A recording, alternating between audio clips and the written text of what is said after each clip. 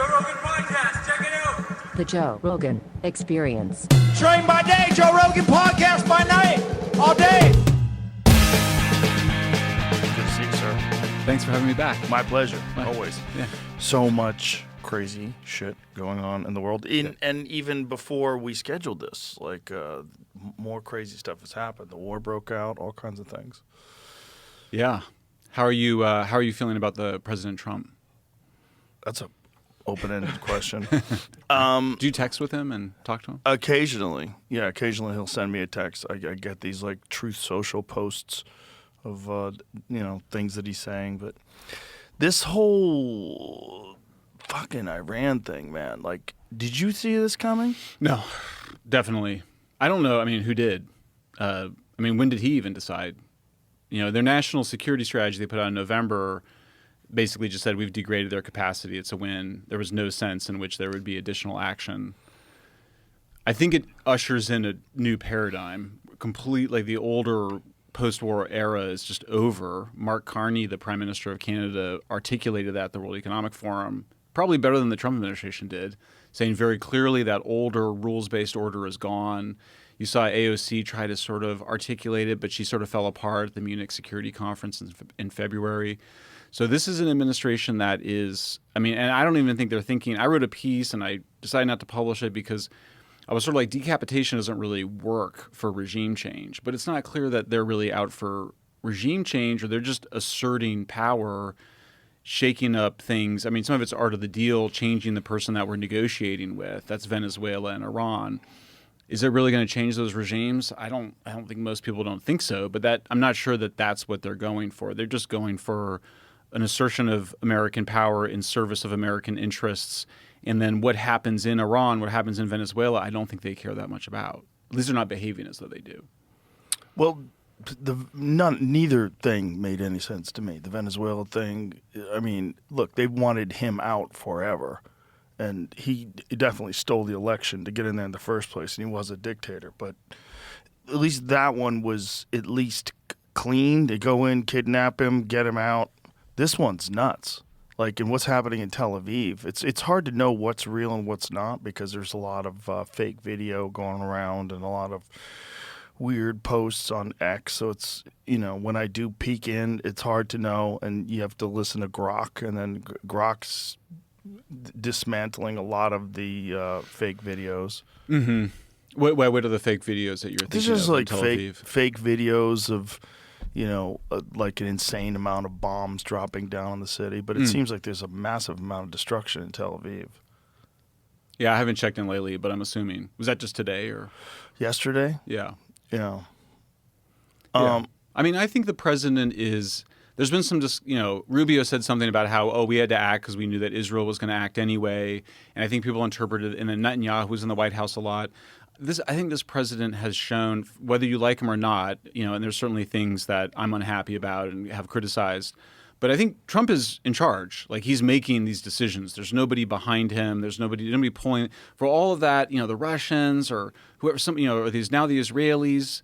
It's just he's clearly. Elon gave him, $250 million, and he still, he didn't give him even the electric car credit.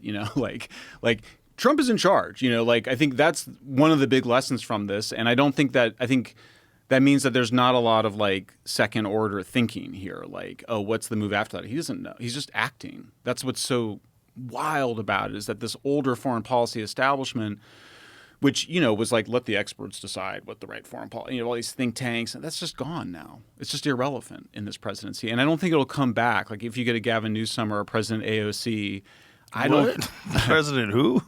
I don't think, yeah. For real? I think she, for a minute, before Munich. But I don't think it's going to come back, and I think that that's what the Prime Minister of Canada realized. I think that's what the Europeans are starting to realize, is that this is a completely different world that we live in than the one we lived in just a couple of years ago. Which just doesn't make any sense to me unless we're acting on someone else's interests, like particularly Israel's interests. It just didn't make any sense to me. Like, if they had supposedly dismantled their chances of making a nuclear bomb, whether or not that's true, it's so hard to know. He was unsatisfied, and just like he was like, I'm not getting anywhere in these negotiations, and I'm going to replace the person I'm negotiating with. it's just turn over the table, like change things up. You're not getting anywhere, and you could say he was too impatient. Their view was the Democrats were too patient with Iran. They kept trying with Iran. They weren't giving them what they wanted. I'm not defending it. I'm just saying I think that's what explains it. They haven't done a very good job explaining it because I think that it just sounds to some extent like what it is, which is that they're acting without. They're sort of like, well, does it result in regime change in Iran? We don't know. They might say that we want that or whatever, but that's not ultimately. They're not acting on the basis of achieving regime change. But it just seems so insane based on what he ran on. I mean, this is why a lot of people feel betrayed, right? He ran on no more wars and these stupid, senseless wars, and then we have one that we can't even really clearly define why we did it. Well, but he said he's against endless wars. Well, they're running all against endless wars. Listen, man, they're all endless. Did you ever hear Rumsfeld talk about Iraq when it first happened? Tell me. They were talking about like 6 weeks. 6 weeks. Oh yeah, 6 weeks. Yeah, but they put that was ground force, and I know that they've not ruled that out. For me, that would be they have. They have not. Oh, my understanding is no, that they've not. Yeah, I thought you said and now. Yeah, have now. No. But they don't seem eager to go into. I mean, I criticize the Venezuela action because I sort of was like, how are you possibly going to run Venezuela? And then I think a little bit more time passed, and I was like, oh, they're not going to try to run Venezuela. Like that's not what this is. They just wanted to take over the oil. Yeah, and even there, I mean, the oil, it's not significant at any global level. It's hard. I don't even think it's really about the oil. I don't think it's about the oil. I don't think it's about the oil in Iran either. Well, the oil reserves are significant. It's just the type of oil and how to extract it is extremely difficult. Oh, it's the worst, Joe. It's in the big abundant reserves are in the Amazon. So you're talking about what a nightmare. It's super far away. It's terrible. You had a guerrilla conflict. If you had a guerrilla conflict break out around those oil facilities, I mean, it's already more expensive because you have to heat up that particular type of it's really heavy oils. If you heat it up to get it out of the ground, then you have to heat it to transport. It's a total nightmare. And as a conservationist, I would say that would be the last place I'd want to see us getting oil from. There's a lot of other places that have oil. We shouldn't be going into the Amazon. So what, if anything, makes sense to you about this attack in Iran? I don't know that I'm not sure what I think of it. I mean, I don't like it. I mean, the whole older system was that you had this international, the Security Council would have to agree. The Congress would have to agree. That's all gone now. I mean, it's just a totally different. This guy is just acting. He says he's not getting where they want to get in the negotiations with the Iranians, so he says we have some leverage over you, and we're going to use it. Similarly, but clearly, Israel wanted this. Israel has its own motivations, I think. Yeah, but I think it's not quite accurate to say that. I just don't think. I think all the evidence shows that Trump is his own man and he is the president. And like literally, he couldn't even give Elon the battery subsidy that he wanted. You know what I mean? It's like I get that. I've never seen a politician act that independently. A president act that independently. So I'm skeptical of. I mean, I think that Rubio was sort of like, well, they were going to attack, and so we had to, there's some of that, but I just think Trump's doing what he wants to do, and we should. You really think it's that simple? Trump's doing what he wants to do, and that's it? Yes. You don't think people are influencing him? Because there's a lot of war hawks around him, right? There's a lot of people that want this and have for a long time. I mean, Netanyahu's in there, but then Tucker was in there a bunch. But do you think against it? Tucker has the kind of influence that Netanyahu has? Well, I mean, I guess if you just base it on the outcome, then the answer is no. No. But that's what I'm saying. I just think he listens to everybody, but I just don't think it's Russians aren't behind him. Israelis. I mean, Trump is. Look what he's been through. I mean, he's got where he is. There's no way he's gonna. They don't have anything on him. That's how my do you view. know that? I don't think they have anything on him. But how do you know that way? Well, he could, but we don't see any evidence for it. Well, you wouldn't see any evidence until it broke out, until they released it. Yeah, and we'll get it. I'm sure we'll get into Epstein, but I mean, I just think when you don't have evidence of something, then you can't assume that it's happening. I haven't seen any evidence. I've seen evidence that Trump is fully independent. With it, particularly this case of Elon, surprised me. I would have thought at a minimum you'd give your largest campaign contributor the one thing he wants. I mean, Doge was something he wanted too, but. And then I look at Iran and I kind of go, Trump has always won. I mean, Trump has been criticized. He said he doesn't want Iran to have a nuclear weapon for a really long time. I don't know the exact date, but certainly. Well, no one wants Iran to have a nuclear weapon other than Iran, right? I think that Or their allies. he also put it this way. He was also critical of the Democrats' approach, which was the sort of the mainstream IAEA approved approach, because of course under international law, Iran has the right to a nuclear energy and to nuclear facilities, including the centrifuges and the enrichment. Iran has the right to all that under international law, and Trump doesn't agree with that, and he's not going to let international law get in his way. So when you say he has a right to it, you're talking just about nuclear power. Yeah. Right? Right. But that includes enrichment. So, to a certain point. Right. Right. But they've already surpassed that point, right? Yeah. And I believe, if I'm wrong, I'll correct it on X, but I don't think it specifies the level of enrichment is part of the issue. And then you've got these centrifuges. And so it's all been a cat and mouse game. I personally do not doubt for a minute that Iran wants nuclear weapons. And that's what's been going on. I think most people think that. But the Obama administration was like, we can lift sanctions in exchange for controlling their nuclear program. Trump has not for a very long time agreed with that approach. I think he was criticizing it for many years before 2016, before he decided to run, but definitely for the last 10 years. Did you read the thing today that came out that they're discussing some sort of a leaked transmission that seems to be an activation of terror cells? Iranians have? Yeah. but I'm not surprised. Right. Sounds bad. Yeah. That's one of the things that obviously, that was the first thing I thought of, was like, oh, great, are we going to get a bunch of Iranian suicide bombers in the United States now? It's obviously... I don't know if it's going to be suicide bombers, but I would imagine it would be something a little bit more destructive than that. Could be. I don't know what they can get in. I mean, Sean Ryan's been having folks on that say that people are getting in with heavy artillery. I just don't know the status of it. Well, the real problem is they can do for 4 years, the border was wide open. Oh, yeah. And definitely some people from the Middle East got through. And we have no idea, like, what is I mean, I'm sure there's some intelligence agencies that have an understanding of what the threat is. I hope so. I mean, I think we see that these terrorists are able to do an incredible amount of damage with pretty simple rifles. And sometimes... was it the French, the club, that particular terrorist action? There were other people that were using bombs that like only killed one or two people, but the guys with the machine guns were able to gun down like dozens of people. So certainly that's scary.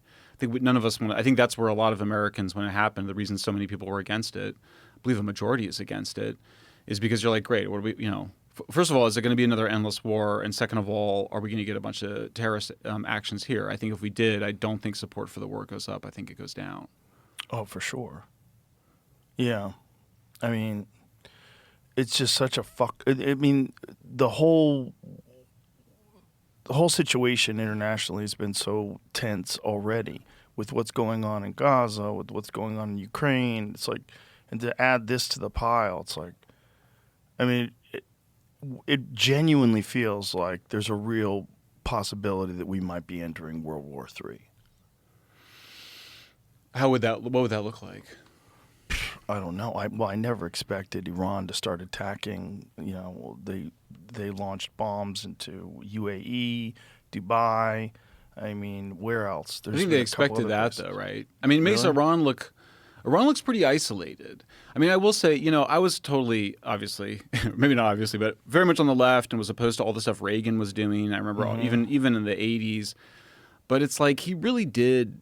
I'm not going to say he was the only reason. There was obviously a bunch of weakening within. But I mean, he really did push back against communism. He challenged the entire foreign policy establishment on the basic view of just, of just kind of keeping it, keeping the communists where they were. And instead, Reagan really pushed back against it and said, there's got to be regime change. It's sort of almost at a moral, certainly there's a defense buildup, but a moral argument. And I think it had a big impact, and to bring down communism. So the Iranian, I'm obviously have very mixed feelings about it. The Iranian regime is just so evil and so awful that, you're every time you see videos of people taking these courageous actions, you're like, somebody bring that regime down. On the other hand, that country is the people of that country are pretty radical. And the Shah in 1979, I just spent last night watching all the old 60 Minutes from the 70s. They're amazing. But the Shah was really modernizing the country. There was a lot of wealth coming in. There was a lot more inequality. There was also a lot more state repression from his intelligence services. But the country was, full of radical Muslims who wanted, that when all that instability, they wanted to revert back to, a radical Islamist regime. And that's still, now I've seen other estimates to say that, the current regime is incredibly unpopular in Iran, but, how that works out, it's really hard to say. But there is something, I caution my own, I talk back to my own anti-interventionist instincts when I think about Reagan just being like, we're not going to do just containment strategy anymore. We're actually going to talk back to communism because people deserve to be free. And now, is everything better is everything fine in Russia? Maybe not, but I mean, communism was just awful, just a totally soul-killing, crushing, a giant lie. I mean, it's awful totalitarianism. So I think we have to kind of keep that in mind, and especially when you're in a moment of just such incredible chaos like we're in now. I tell my students, I'm like, you get to live through one of the most interesting moments in history, certainly in the last 80 years, because the entire paradigm where the United States had these allies and everything's going to go through the Security Council and we're going to try to make it to the UN and there's got to get agreements and all this stuff, that's just gone. I mean, it's gone to the part where they don't even, where you're kind of like, what's going to happen inside Iran? They're like, that's not our concern. We hope that there's an overthrow of the government, but we're not like going to necessarily commit to that. Well, they're also calling on the people to rise up, which is, I mean, look at what they did with the protesters. I mean, they killed thousands of people. And look at Iran and Venezuela. They don't have the opposition is not united. There's not a united opposition with a united figure. I mean, remember, it was so interesting watching '79 when these protests against the Shah were going on. The left and the Islamicists made an alliance in Iran. It's something really interesting topic. Only starting to explore right now. But they made an alliance. So they'd be holding up, the Ayatollah Khomeini pictures in the street. Like, they had their guy, and the left was like, "Look, we're just going to go with this guy." I think he was making promises to the left around allowing more liberalism, and then they came in and just consolidated into this really hardline Islamicist regime. But they had a guy. We don't have a guy in Venezuela. We don't have a guy in Iran. I don't know if there's anybody in Cuba, really. In the older regime under like the Biden, the Open Society people, the Open Society establishment, they had somebody for Venezuela, this Machado woman. But Trump gets up there and he just goes, "Yeah, she doesn't have enough support, so she's not with us. Gone." Like, they recognize that they don't have. There's nobody with a opposition, street cred that can come into power. So I think they know that. They're not like unaware of that. So I think some of the they should rise up and whatever, it's a little half-hearted. I don't know that they believe that that's going to happen. They're certainly not. They don't seem to be offering them, material support. Right. So it's just a symbolic gesture to talk about it. Sounds like it. And I mean, in this kind of this beautiful collapse of communism, which occurred so peacefully with the Berlin Wall and the guard, eventually just sort of like it's just in the vibes, and the guards are just like, "Yeah, we're not guarding this wall anymore," and it's just over, and it was just over, and it was like it was kind of like a moral collapse. I'm not so sure that they're going to get that in Iran. Doesn't seem like it. It seems like they've been preparing for this for a long time. The Iranians, yeah, they're dug in. Now it's the son, and he's just part of he represents the IGRC, the security forces. I mean, it's their guy. I mean, it's what you would do. It's rally around the flag. It's classic what happens. And so, but you never know. I mean, these guys then might just negotiate more what the Trump administration wants. And I think the Trump administration is like, we'll just keep killing your leaders until we get somebody in there that will make a deal with us. I think that's how Trump thinks about it. Really? That's my best guess. You're smiling. Do you think this is... It's funny because it's so... Joe, it's just like... You just look at all the think tanks and all the white papers and the State Department and the planning and whatever, and it's just like... Trump's just... He's going to listen to Tucker, he's going to listen to Netanyahu, and he's going to decide what to do. This episode is brought to you by Visible. Folks, there's one thing nobody wants this season, and that's getting catfished.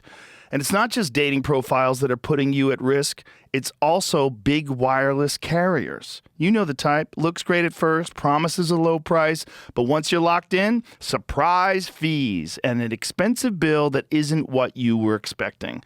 Your knight in shining armor? Visible Wireless. It's one-line wireless with unlimited data and hotspot for just $25 a month, taxes and fees included. Now that's a green flag. The best part, Visible is all digital, so you can switch as fast as you can swipe. Don't fall for the trap of getting catfished by wireless. Visit Visible.com to learn more and start loving your wireless carrier. Terms apply. See Visible.com for plan features and network management details. Is that good? I don't know if it's good. I mean, we don't know yet. I mean, I think part of it is it going to work?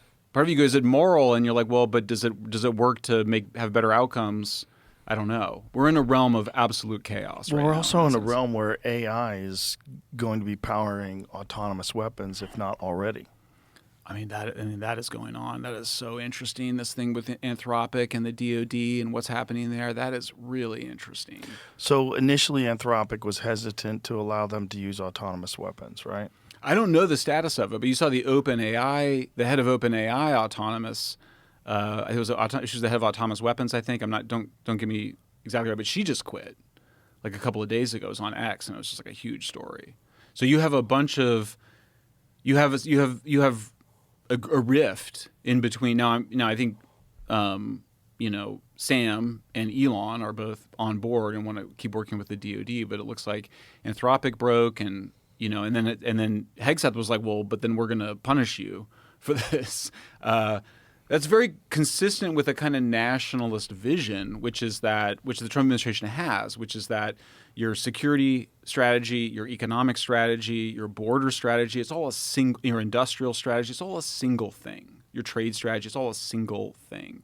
And I think for Trump, it's just you're either asserting power and using your leverage and demanding more, or you're engaged in managed decline. You're just giving up, And part of me, I'm of mixed minds on it, because on the one hand, I'm with I kind of go, let's invest at home. We have we have Skid Row to clean up. We should be focused on that, not on trying to do regime change or bombing other countries or creating other problems. On the other hand, I think there's something right about defending the West. I mean, defending Western civilization. Defending our institutions, our norms, our liberal values, and nobody's done that. And we just had a guy in power that opened our borders, that kind of gave a blank check to Ukraine. It seems like at a minimum with Trump, you have somebody that is taking responsibility in ways where Biden would be like, well, we're going to do we're going to work with our allies, and it was just all kind of it was all kind of going to be decided in this what Curtis Yarvin famously calls the cathedral, just the single thing of the media and the think tanks and the academics. And Trump was like, it's not working. And the working class of this country elected me to show strength and to demand a better return on our investment in terms of protecting our allies for our people. So that part of it, I think, is really overdue and really necessary. An assertion of why the West is special, why we need to defend the West, is bombing Iran and replacing the Khamenei with his son is what's happening in Venezuela. Is that the right approach to that? I don't know, but I think the system was failing. I mean, the open society system, which was supposed to be this liberal, system of tolerance, it became intolerant. It became totalitarian. It created a censorship industrial complex. They weaponized the intelligence communities. We started getting ourselves into conflicts that was not clear why we were in them, including Ukraine. I mean, with Ukraine, it's like that war only continues because we continue to arm it. Like if we just were like, let's just just cut a deal wherever the border is right now, and you're just like, that's where it's going to stop, then you can, I don't know, I'm not sure what's preventing that from Trump. I think he's annoyed with Putin. But yeah, my view is like, I don't see an interest in that war continuing. I don't know how it's in the interest of the working class Americans or Americans.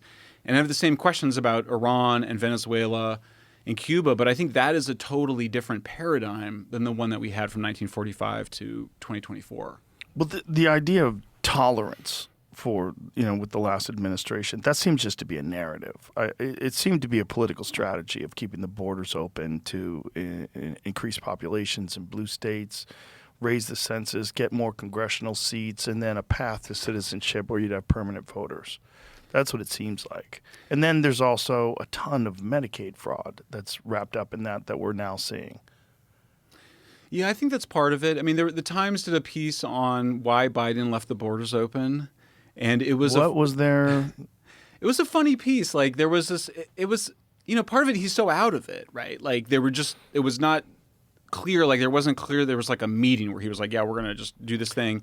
They kind of concluded that I think Cecilia Munoz, who's one of the more moderate advocates and was in the Obama administration, I think she said something like Biden just wanted to give the left, just felt like he wanted to give the left what they wanted.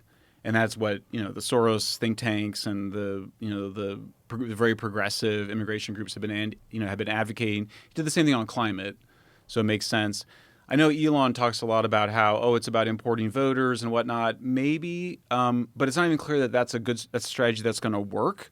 Why not? Well, because first of all, we don't know that Latinos why do we assume Latinos are all going to vote for Democrats? Well, if you've got them all on Medicaid and Social Security, the numbers there are it's actually more complicated. Europe is definitely the case that you have higher rates of crime and higher rates of social services among migrants. Here are Latino migrants traditionally, really thrive. They do much better than the mostly Muslim immigrants in Europe. So I'm skeptical. I mean, the other statistic that I learned from David Shore, who's like one of the top Democrat pollsters, when he was talking to Ezra Klein after the 2024 elections, he was like, if all eligible voters had voted, Trump would have won by 3 percentage points rather than 1.5. So I always think it's kind of funny because the Republicans are always like trying to make it harder for people to vote. But under that calculation anyway, and maybe it's just Trump, maybe other Republicans won't be able to do it. When you say harder for people to vote, what do you mean? You mean mail-in voting? Yeah, just the whole effort to... But the problem is mail-in voting has always been a vector for fraud. It may be. I don't know how much of it there is. I've seen different things on it. That goes back like decades. People have been talking about mail-in voting just being too open to fraud. Well, but then the question is, does it really benefit...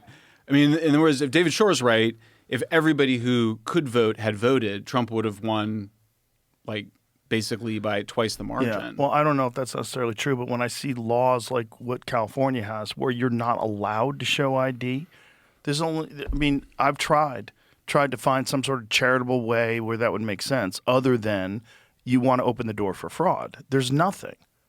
This narrative that they say, poor people don't have, like, you see Kamala Harris. They believe that, dude. They don't have a Xerox machine. No, but you ever see the thing? I think it was a guy. I don't know if he did it for Free Press. A guy was going around interviewing.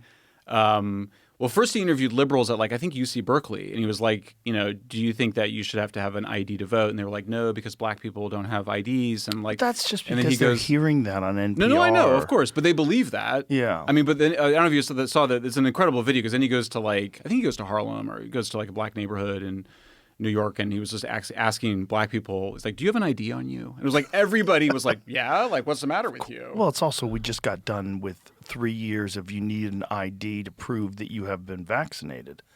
So you need to be able to have that to go to work, to get on a plane, to eat at a restaurant. It didn't make any sense. It was so immediately contradicting what had just gone down, months earlier. It's just stupid. Well, yeah, that was because the left wanted to control people's behavior. Right. And on voting, I know because when I talk to my progressive friends about it, and family and friends, it's very much like, no, we can't put barriers in the way of voting because that's what they did during Jim Crow. I mean, that's where it goes back to. ID is not a barrier. It's just an insurance that you're a citizen while you're voting. And then they say there's really not much. They say there's very little fraud. I'm just telling you what they say. I'm not saying I agree. I'm just saying what they say. Though? Progressives? Yeah. But do you believe that? That's horseshit. That's a horseshit. I think they believe it. I'll put it that way. Yes, I do. I think they just say it because that's the thing that everybody says. I think it's a groupthink thing. I mean, I think if you sit down with any rational person and no one's watching, there's no cameras on them, and you ask them, does that make any sense? No one would say it makes any sense. Most people in this country who are citizens have some form of ID or can get some form of ID. And it's entirely reasonable to ask people to prove that you are who you are if you're voting for the president of the United States. That seems pretty reasonable. I find it totally reasonable, and I support it. I'm just saying that if you make it, I'm just saying the Republicans it may result in outcomes that are not the predictable ones that they think they'll get. Just because Trump is maybe a special case, but I mean he was able to turn out reluctant voters. Like he motivated people to vote. Because people were fed up with what had Yeah. gone on in the last Yeah. 4 years. And I think the open border was the biggest one. I mean, it was one of the biggest ones because people just felt hopeless. Like, this is crazy. Like, what you're doing, you're letting in what's equivalent, at least, if you're just being charitable, it's 10 million people. It was huge. If you're just being conservative, it's Right. 10 times Austin. You let 10 Austins in 4 years of people who you have no idea who they are. Yeah, and Americans were on board with closing the borders, and then when it came time to actually getting those folks to leave that came in, all the support disappeared, right? I mean, Well, it's not asking them to leave. It's showing up at Home Depot and just rounding people up and raiding places and going to restaurants and pulling people out of their houses. And I think people got very uncomfortable with the idea of militarized police wearing masks on the street. yeah. And then when you find out that these guys have only been trained for 7 weeks and Yeah. they get a $50,000 signing bonus, and then you find out that a giant percentage of them are Latino, which is kind of crazy. You know, like the two guys who shot that guy in Minnesota, they're both Latino. And I mean, that's what you get when you have completely untrained, unprepared people. Well, that disasters whole like that. the whole Minnesota thing with Alex Preddy is a complete clusterfuck. I still have not seen verification of whether or not the narrative that makes sense is true, but the narrative that makes sense was that there was an accidental discharge of his gun as they were pulling it away from him, and then that led to them thinking that maybe he still had the gun on him because you're in the chaos of arresting someone. Someone Right. says he has a gun goes off, and then they shoot the guy. Yeah. I bet when they do the proper evaluation of it, they're going to find multiple mistakes I'm sure. by the law enforcement in that Well, situation. and then there was the thing with the woman who got shot, where you have a guy who had almost been run over just a couple of weeks before and been dragged in his car. The guy who shot her had been dragged by another vehicle. I didn't see that. I think he got dragged like 300 feet too, something crazy. So when a car is coming at him, you could imagine this guy's got some PTSD from that. And He should not have been. He should not have been. no. And also, He Alex certainly Preddy. shouldn't have said that Yeah. fucking bitch like after he shoots her in the face too. That's crazy Unbelievable. too. Yeah, I mean the reaction, just the heartlessness of the reaction to Oh, the it's killings horrible. was terrible, including by the administration. That's probably why Kristi Noem ended up having to go. But then on the other side, these protests are organized. They're organized and they're paid for, which is also something to that people need to understand. These are not organic protests. It's not organic that it just happened to be taking place in the very same place where you found hundreds of millions of dollars in fraud. Right? This is one of the clearest, most obvious distractions you've ever seen, like in the public arena, like where you have these people who are being paid to protest. They give them money to go out there and protest. They give them signs. They're organizing it. They have signal groups. They're doxing all these different ICE workers. They find out what their license plates numbers are. They find out where they're staying. They go to their hotel. The local cops are being told to stand down. So you've got like this convergence of all these factors that lead to chaos. And, you know, Mike Benz was talking about it, and he was essentially saying it's a mathematical thing, and that if you have these things play out, you're going to have a certain amount. It was Mike Benz, right? It was saying that it was a certain amount of people you're going to have incidences. You're just playing it out over the numbers.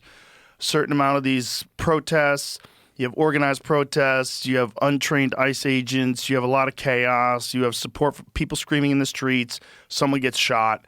Boom, and then it moves the needle. And this is calculated. Yes. That they want this to happen. They want it to happen this way because then this kills all the support for people that, you know, we're kind of on the fence whether or not ICE should be deporting all illegals. Excuse me. Whether it should. Excuse me. Whether they should just go after violent criminals and then there's these weird narratives like, oh, only 14% are violent criminals that have been arrested. Yeah, but 60% are criminals. 60% of the people plus were criminals. And like what by what definition violent criminals? Like is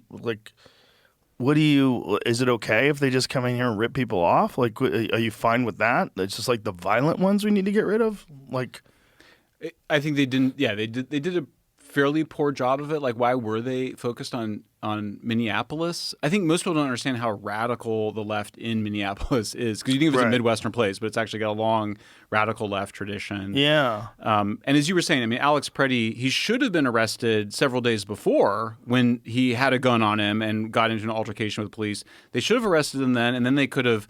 The judge could have done a lot of different things, but they could have taken away his gun. They could have put a restraining order on him so that next time he showed up and people would know to look for him, then he would have been, kept out of the area. Do you know the story about the gun that he was carrying? No. Okay, so he's carrying a gun called a SIG P320, which is notorious for accidental discharges. Not mean there's lawsuits all over the place. There's videos of cops in precincts bending over to pick something up and the gun goes off in his holster. There's a ton of these. So I don't know if this is completely accurate, because this is obviously the fog of chaos of these type of altercations and situations. But there's a video that many people have reviewed, and it's their conclusion that if you watch the video, when one of the ICE officers removes his gun, even though he does not have his finger on the trigger, has his hand on the gun and his fingers on the slide, as he's moving off, it appears the gun goes off. Now, they've zoomed in on it and shown that it does look like the gun's going off, and it does correspond with the sound of a gunshot. Okay. It's just hard There is to a know. sound. You hear a gunshot in the video. Yes, but I don't know if it's legitimate. It's hard to know. But but if it was any other gun, like say if it was a Glock, I would say that doesn't make any sense. His finger's not on the trigger. It's not going to go off. But that gun is notorious for going off. There's a guy online that he shows a video where he takes the gun and he manipulates the slide and it goes off. Yeah. It goes off without nothing touching the trigger. No one's pulling on it. It's just if you have – the other problem is people alter guns, okay? So the issue with the SIG was they had – I believe up to 2017, they had a lighter trigger. And this lighter trigger, if the gun was dropped or if something happened to it, it was going off. And they determined the gun does not have an internal safety like some other guns do.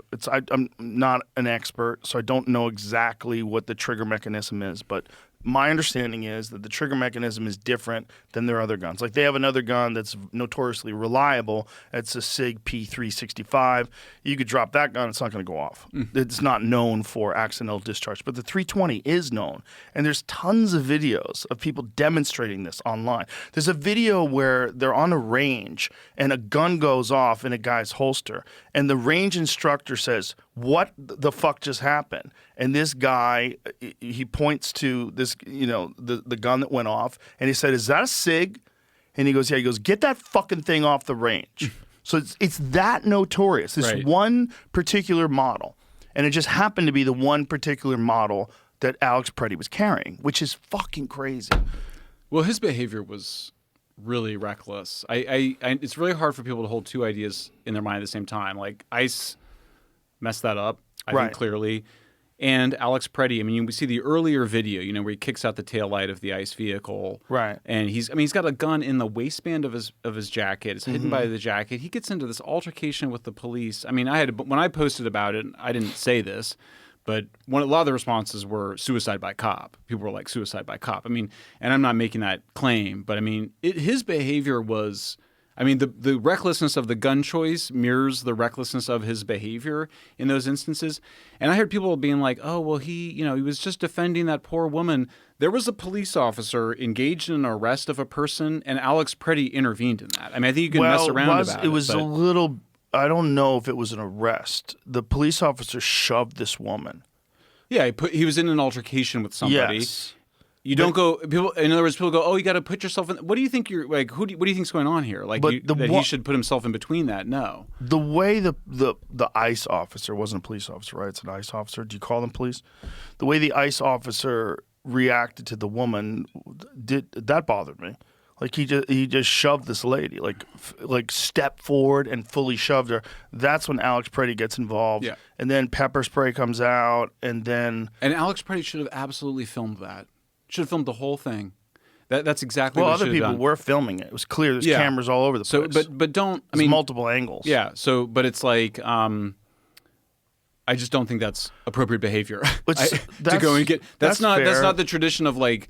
I mean, I think there's a non-violent left-wing tradition that's actually quite beautiful and spiritual. And I it's agree. Thoreau and Gandhi and King.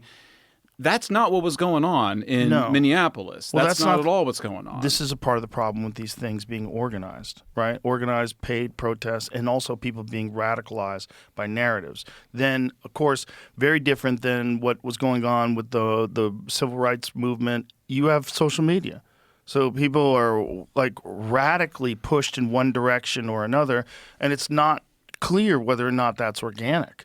It's not clear. Is this the voice of the people, or is this bot farms that are pushing things in one direction or another? Is it? I mean, there's a lot of people that I cautiously watch their posts on X where I know that they're AI. I know it's AI. I can just tell by the way they it's write. awful now. There's so much AI slop on X It's right now. weird. It's bad. Yeah. It's weird because it does muddy the water and it does fuck with discourse, but it also radicalizes people one way or the other. Radicalizes people towards the right, radicalizes people towards the left. It's not good. And I think this guy, whatever his mental health struggles were, they appeared to exist. It seems like he was a troubled guy already. So a thing comes along that defines them, a cause that they're going to stand up for and fight for, because their life's probably a fucking mess. And their mind is probably a mess, and they look at this. They look at it like it's this black and white binary situation. For sure. Good guys and bad guys, and let's fuck all these fascists. And he's kicking taillights and and getting involved in pushing matches with ICE agents. It's like that's crazy. Like all that stuff should and can get you arrested. Yeah, I mean, I think on the organized issue, remember, like the civil rights movement was really well organized, and in terms, it was like but actually people weren't being paid for it. It wasn't being promoted on social media. It wasn't people's job. Right. There are people in America right now that are unemployed that are paid protesters for a living. Oh, I mean, that's the entire like left-wing NGO sector is basically that. Right. Yeah. I mean, that's like that. We saw it I see it at the level of San Francisco and for homelessness. They just go and you work at a government-funded or Soros-funded NGO, and then you do all that civil disobedience stuff on your free time. But I think that you were right when you're saying like, because I think the problem is not the organization. The problem is that the organization in Minneapolis had a goal of causing exactly what occurred. Yes. The organization around the civil rights movement was to desegregate soda counters. Yes. And so Yes. one of them was about actually. I mean, the other thing is that pull back a little bit further. Martin Luther King and the civil rights movement was about affirming our liberal, democratic Western civilization. Black people wanted to be a part of it. Yes. This stuff where you're like, we want to, open the border and defund the police and basically start attacking all of these institutions of liberal democratic civilization, that's different. That's a radicalized left. It's that's what Gad fundamentally Saad different. clearly he defines it best as suicidal empathy. I don't agree with Gad on that. No, you don't think it's suicidal empathy? What I do you don't think it it's is? either suicidal or empathic, because empathy is like Well, he fundamentally- applies that to a lot of progressive ideas, not just the immigration thing. I don't think he necessarily. I think it was actually long before the immigration thing that he was talking about. It's suicidal empathy. The idea being that you need the rule of law to have a safe and peaceful society. Yes, that You part's do. true. You That do. part's true. Yeah, you need no violence. You need no crime. And when you're taking criminals and just releasing them from jail and you have no cash bail and you're doing all these things, if you want to put on the fucking tinfoil hat, you would do that because you want chaos. Because you want chaos so you can have more rules and tighten down on people and have more control over the civilization. Yeah, I mean, I think like it's not empathic to allow more violent crime. Like, I don't think that's empathy towards victims. So I wouldn't call it empathy. And not only that, but like when you look at like who these folks are, and I spent a lot of time looking at them and was one of them, they hate Western civilization. They hate the United States of America. They hate capitalism. Like it's an anti-civilization thing that's motivating it. And that's not to say that like MSNBC watchers don't feel, I feel bad for that person. But I mean, I always, it's like the people I hear complain about ICE, they don't know any illegal immigrants. They've never talked to them other than maybe their server or but they don't even really talk to their gardeners or their maids. It's like the idea that empathy implies a deep understanding of someone's situation. And so I think it's a misdescription of empathy. I think in some ways it's more quite the opposite of that they're actually not showing empathy for all the people that are hurt by their policies, whether it's open borders or enabling addiction or euthanizing poor and mentally ill people in Canada, or transing kids. I don't think that those things are empathic. And the person that's doing them, I don't think is suicidal. If anything, they're actually quite full of themselves and quite arrogant about what they're doing. I mean, I use the word pathological altruism in San Francisco, and I say it's close to Munchausen syndrome by proxy. Maybe it is Munchausen syndrome by proxy, but I don't think it's. I worry about affirming, because I think that's how progressives go. They go, oh well, if the homeless are worse off, that's just because we care so much. I just don't think that's the case. Well, that's the homeless thing is nuts, because the homeless thing is just a scam, and we know that basically because of California. Like California, what's happened with the whole homeless budget is so insane, and that they vetoed audits of these budgets. There's been $24 billion spent. No one knows where it went. There's no accountability. And then the homeless situation increases. Well, that's why. I mean, remember, it's like it's funny. Like my students just did a paper. We have something we've been working on it too, like the Canadian euthanasia program. Yeah. And it's like every year the numbers just keep going up and up. And it reminds me of when you interview homeless, service providers in San Francisco. They'll be like, "Yeah, no, we're doing an amazing job. Every year we serve more and more people." It's like, right, you have the wrong incentives. You have an incentive to serve to. You have an incentive to create homelessness, and that's what they've done. Well, if you get more money, if you have more homeless, your incentive is now not to eliminate homelessness, because that's your job. Right. That's how you make all your money. When I first was alerted to that, I was like, I can't believe this is real. Like, when you find out the amount of money that's involved in homelessness, like that they spend $24 billion. Okay, where did that go? And then there's no accountability? Okay, there's no fraud? You're saying there's no fraud? Zero? Well, I wish there was fraud. I mean, somebody was sort of like, can we expose, like Nick Shirley exposed the daycares not doing anything in Minnesota. I was like, I wish the homeless service providers weren't doing anything. If they were stealing the money, then there'd be a lot less homelessness. Well, so you think they're actually using the money to create homelessness? Yeah. Oh, yeah. I mean, think about so San Francisco was like between $100,000 and $120,000 a year per homeless person. I think LA at a bargain of something more like $25,000.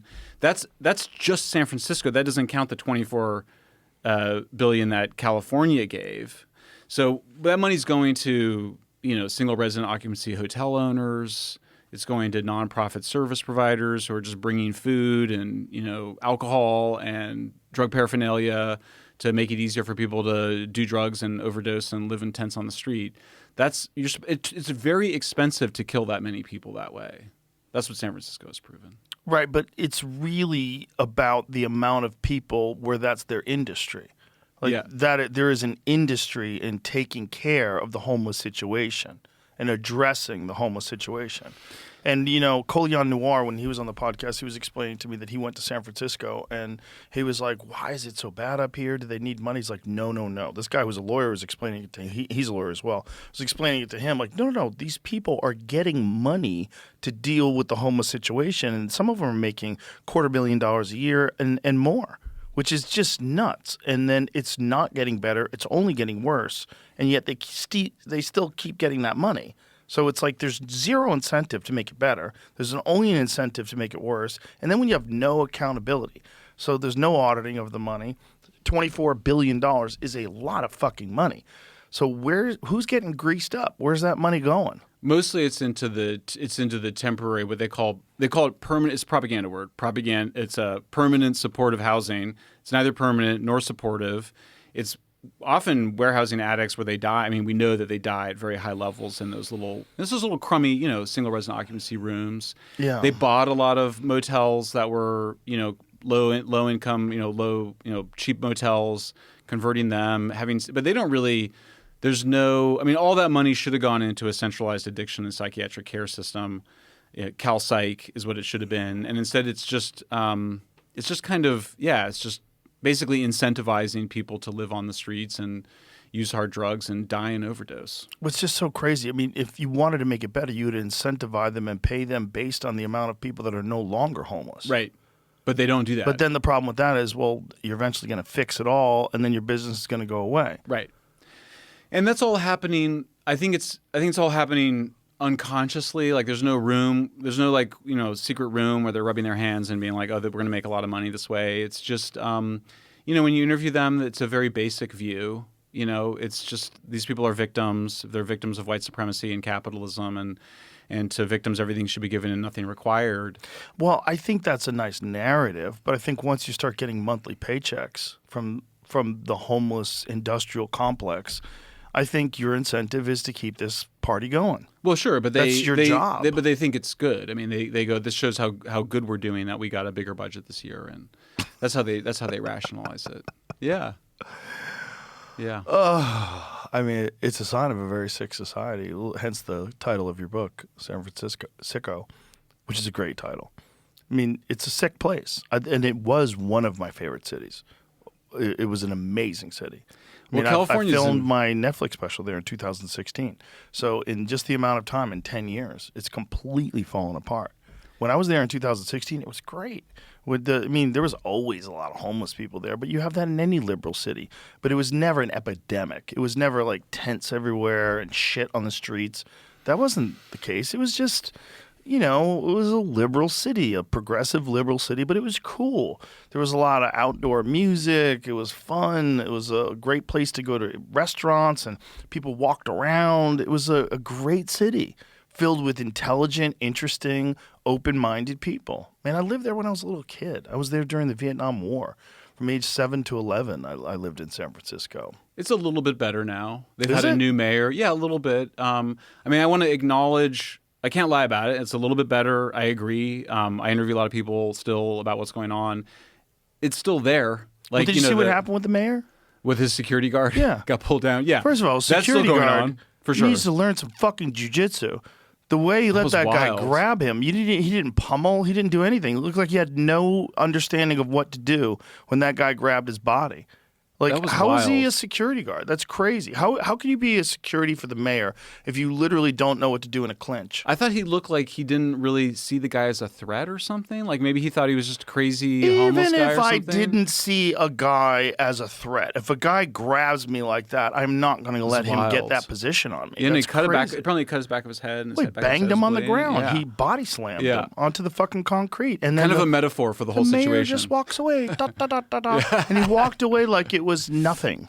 Like he walked away. He didn't run. Did you see though? Because I saw that video and I couldn't tell if the mayor actually saw what was happening. 100%. He seemed like he was looking that way, and he guy was to his left, here when they started physically struggling with each other, and then when they're struggling with each other, he walks off, and then the guy gets body slammed. It was the weirdest video to watch. Yeah, because they both seem so nonchalant. They both seem as a metaphor for the city. This is a different angle. The mayor actually is running off to get help. Oh, he is? Okay. Running off? Yeah, let me refresh this real quick. When was it? Hold on. Show me from the beginning.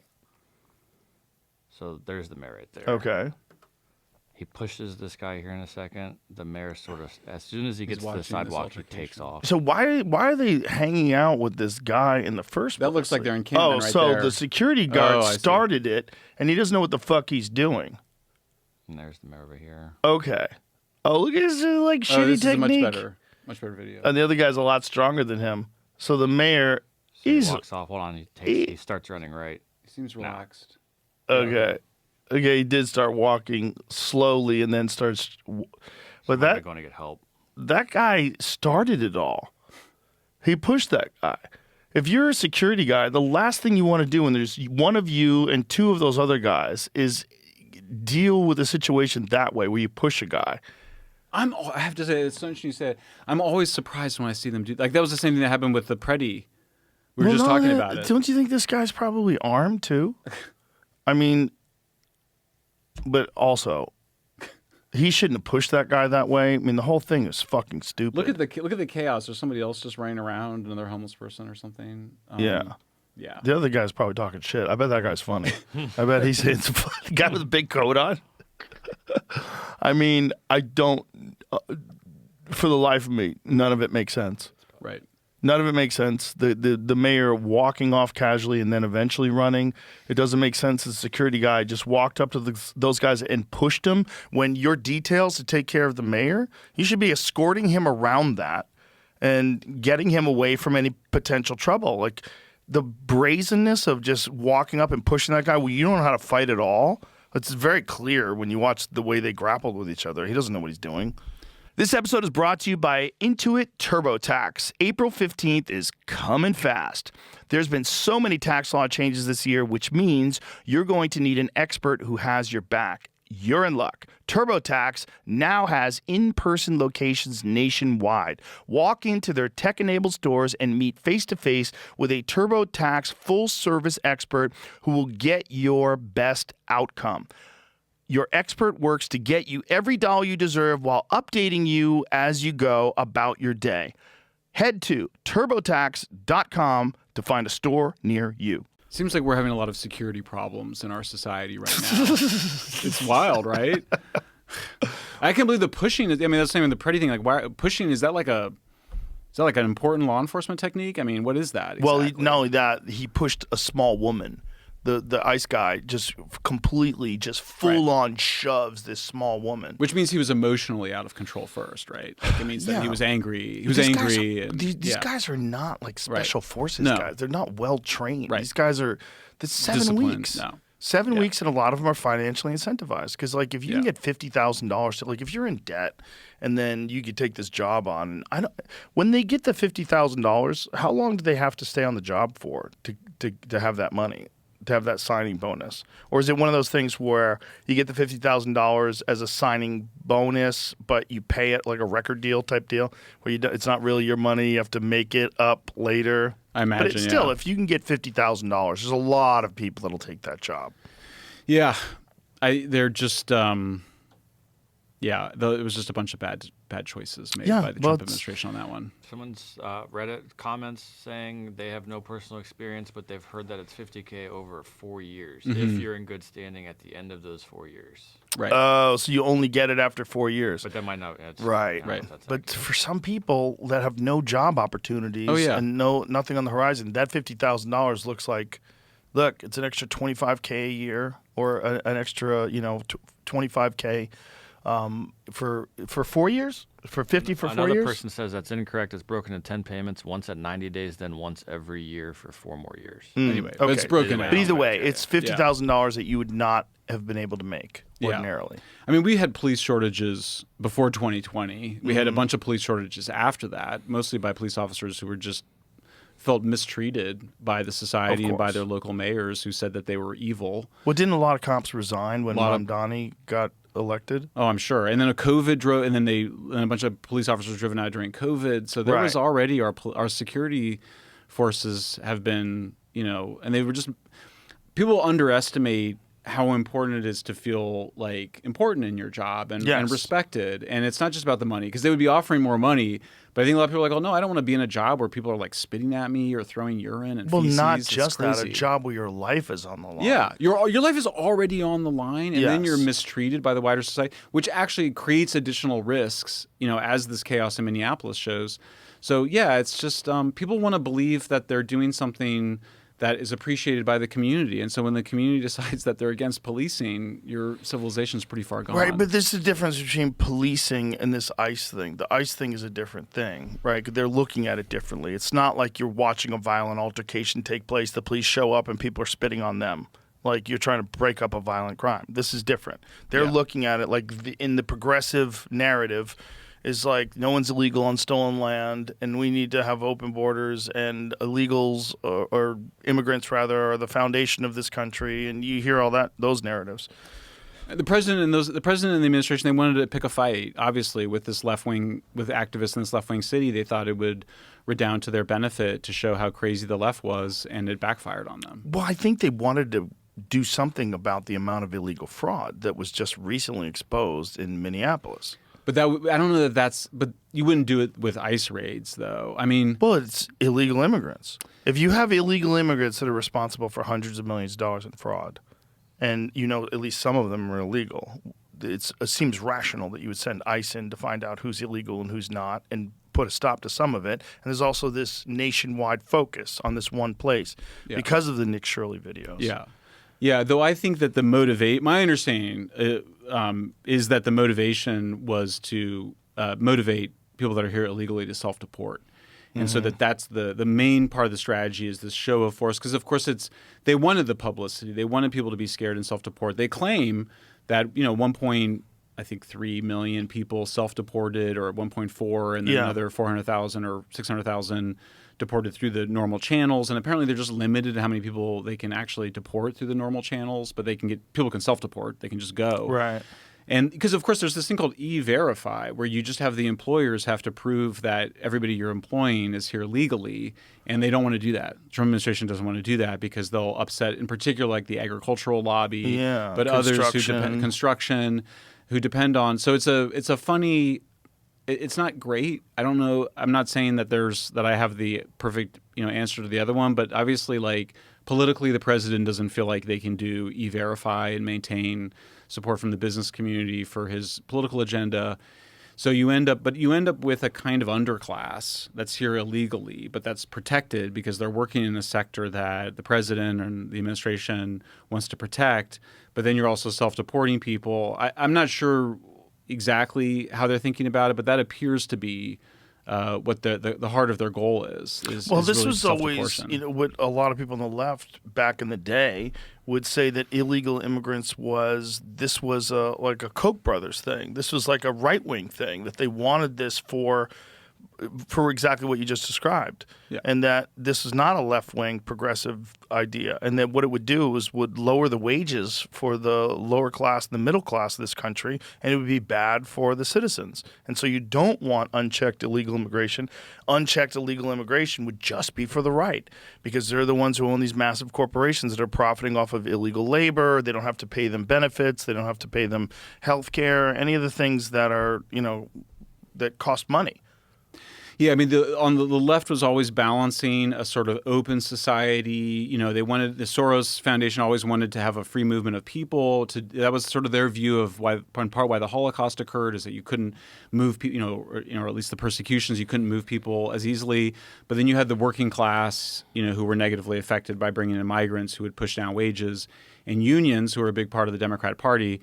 So the Democrats were sort of divided on it for a while, but they managed it. And Hillary and Obama would sort of, if you look at when they were competing in 2008, they were very carefully, like there was a whole thing around like driver's licenses, whether she would give them or not. And Obama accused Hillary of kind of playing both sides of it, typical thing.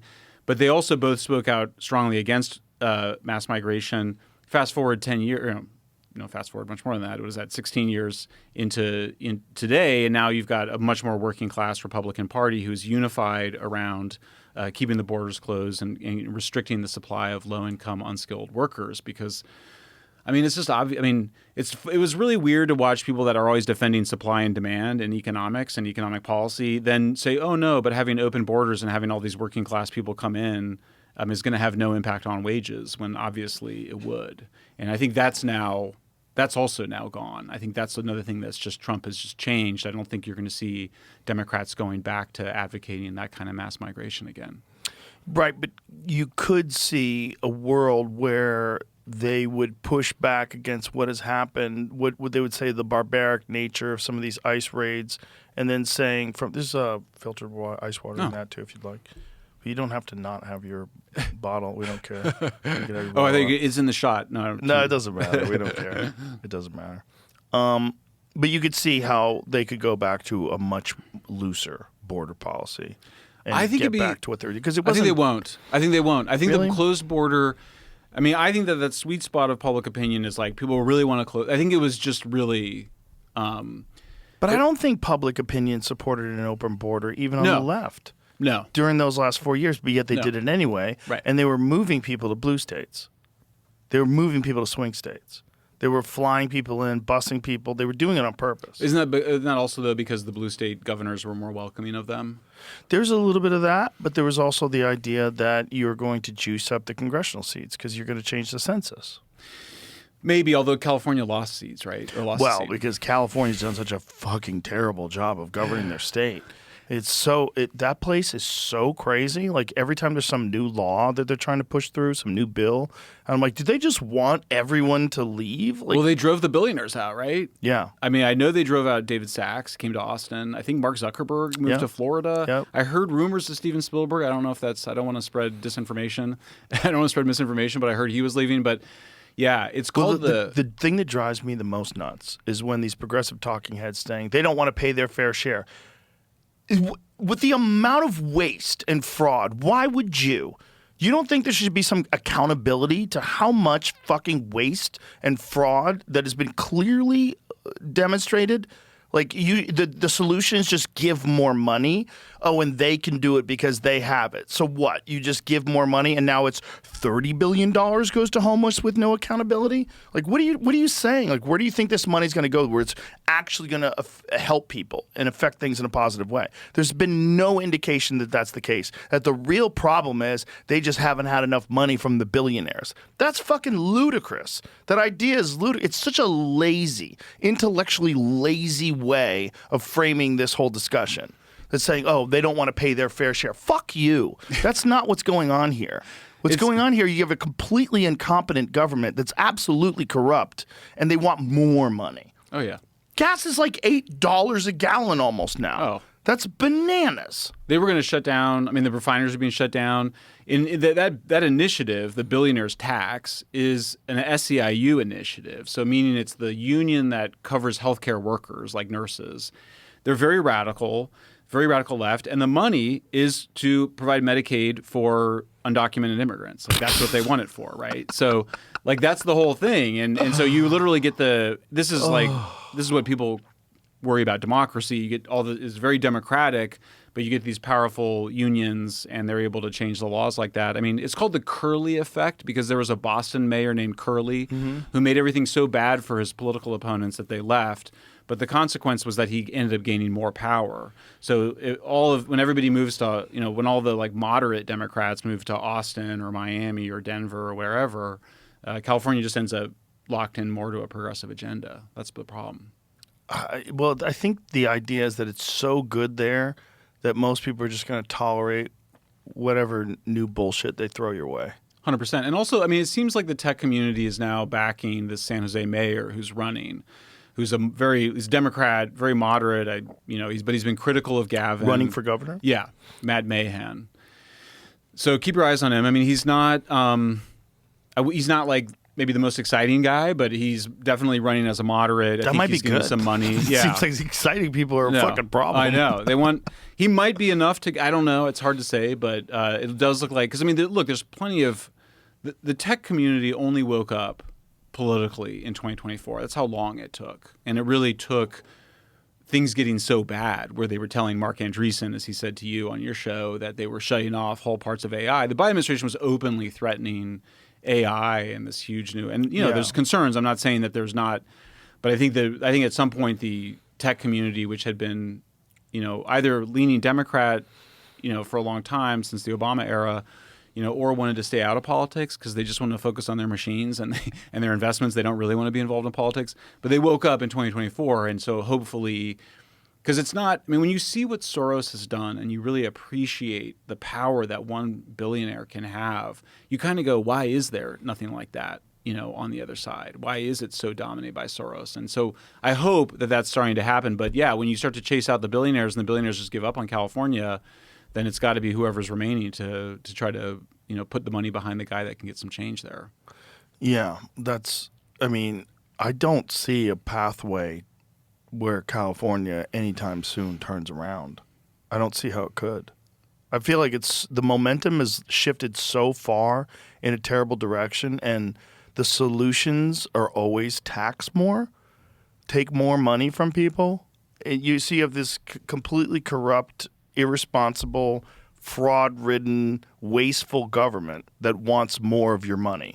And the solution is, if we take more money, we're going to make things better, which is just insanity. I mean, things that can't go on don't. So, I mean, you could see it, right? I mean, Matt Mahan or somebody more moderate gets in to be governor, Rick Caruso runs for L.A. mayor again.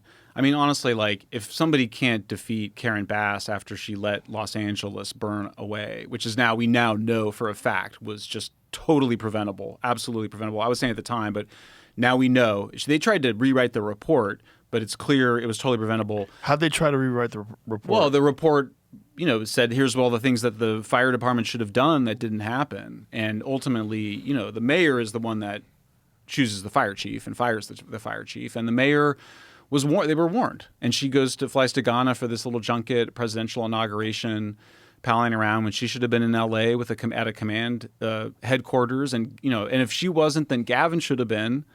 Schwarzenegger, towards the end of his administration, they would just mobilize planes full of water, those huge cargo planes full of water before there were fires, just to start to circulate, just to get ready to put stuff out. This idea that there was this idea promoted that it was inevitable that the fires, eventually it's just no, like it's absurd. Like, of course you can protect it with adequate fire. People, the pipes weren't big enough. No, like maintain your reservoirs, have water in them. Even the one that was not repaired yet, which should have been repaired, they could have air gapped the pipes so that it didn't contaminate the water supply, but left it for firefighting. They didn't do that. They didn't station the engines where they needed to station them. Nobody was on, it's like they're not taking responsibility. Like they weren't taking responsibility for it. So anyway, to the point being, get a new governor, you get a better mayor of LA. You've got a guy in San Francisco now who I think still has a lot of potential. I mean, this latest video, showing the chaos there, but with that, I think you could fix him things. Though. Yeah, it's not his fault. The criticism of him is he walked away too casually. That's no big deal. Yeah, so I mean, I think there is a way for California to come out, and my view is like, look, it's on the tech billionaires. They and I know some of them have left, and obviously they don't need, but there's still a lot of billionaire rich guys in California that are perfectly capable of financing an alternative effort. The vote, remember, 75% of San Francisco voters want to arrest people using fentanyl in public. They want to arrest them. Okay, that's so taboo and progressive. That's 75% of San Francisco voters. So the voters are not. They're not the radical left. In some ways, they're radicalized in their hatred of Trump and the Trump derangement syndrome. But I mean, everyone like Caruso and Mahan and anybody else there will all just be able to say they hate Trump like everybody else. Well, I think they've seen the consequences of these policies. Oh yeah, people are really. It's not like anything has changed that significantly. They will. In fact, when I interview people in San Francisco, they're a little reluctant to admit that it's gotten better because I think they don't want to take any pressure off the politicians. So, I mean, I do think it's rescuable, but it's hard. When you say it's gotten better, like how so? Mostly the encampments are being broken up. Now, you see more of that sort of thing that we just saw in the video where there's like, I call them like a little more of like a nest. There's just a little home. So it's not an entire big block. Encampments, like the whole block. Not like that's Skid in Row. Oakland. Yeah, that's in Skid Row. Oh, Oakland's nuts. Oakland might not be savable. They had a chance to save themselves, and they ended up voting for the wrong person for mayor, and it's just as bad as ever. So, but I think if you get San Francisco, LA, and a new governor in place, I think you've got the makings to save it. But have you ever seen this video? This guy does this description of what's going on in Oakland and then drives across the county line into the next place, and it's immediately all done. And you just see what the difference between two different forms of government and how it works. I didn't see that one, but I saw the one between Venice and Santa Monica. Yeah, I was there when the Venice and Santa Monica was similar. Like, you're like, why are there tents? Why aren't there any tents there? It's like, that's Santa Monica. Yeah, it's different. Well, there's still some Santa Monica got bad too. Yeah, but they cleaned it up a little bit better. Yeah, but Venice is bananas. But Venice is nothing compared to Skid Row. Skid Row is 50 blocks. Venice is okay now. Venice is okay now. Yeah, they cleaned that up pretty quickly, and then the voters fired their city council member who represented them, who was total crazy radical, Chesa Boudin level radical, and replaced him with a more moderate person. So, but yeah, so like when you go to the beach, it's not chaos anymore? anymore? I mean, I'm not gonna, there's always, but I mean, remember before it was tense everywhere. I mean, it was chaos everywhere. And they were dug in, it was like crazy. So no, that's gone. But Skid Row, it's bad as ever. Skid Row is 50 blocks. 50 blocks is so crazy. 50 blocks of tents and homeless people. When we first heard that, I was like, that's got to be wrong. It's probably like 5 blocks. No, it's 50. 50 blocks. That's an enormous amount of land that's completely covered by homeless encampments. There's like a whole genre of influencers when they first visit Skid Row, because everyone hears about it, and then you see like their tweets are just like oh, I couldn't believe, like I think it's like maybe Ben Shapiro, or there's various conservative influencers who have gone to Skid Row and they're like, I had no idea. There was a you have no comic- idea until you see it. There was a comic from the Comedy Store that filmed something. He went like undercover and he had, like in his past, he had some. I think currently he was sober when he did this, but he decided to go there and film and stay in one of these encampments just to show what it was like. And this is like 2006-ish, somewhere around there. And it was fucking nuts, even back then. And, you know, we talked about the story of how Skid Row with the whole Jerome Hotel and how it all it started.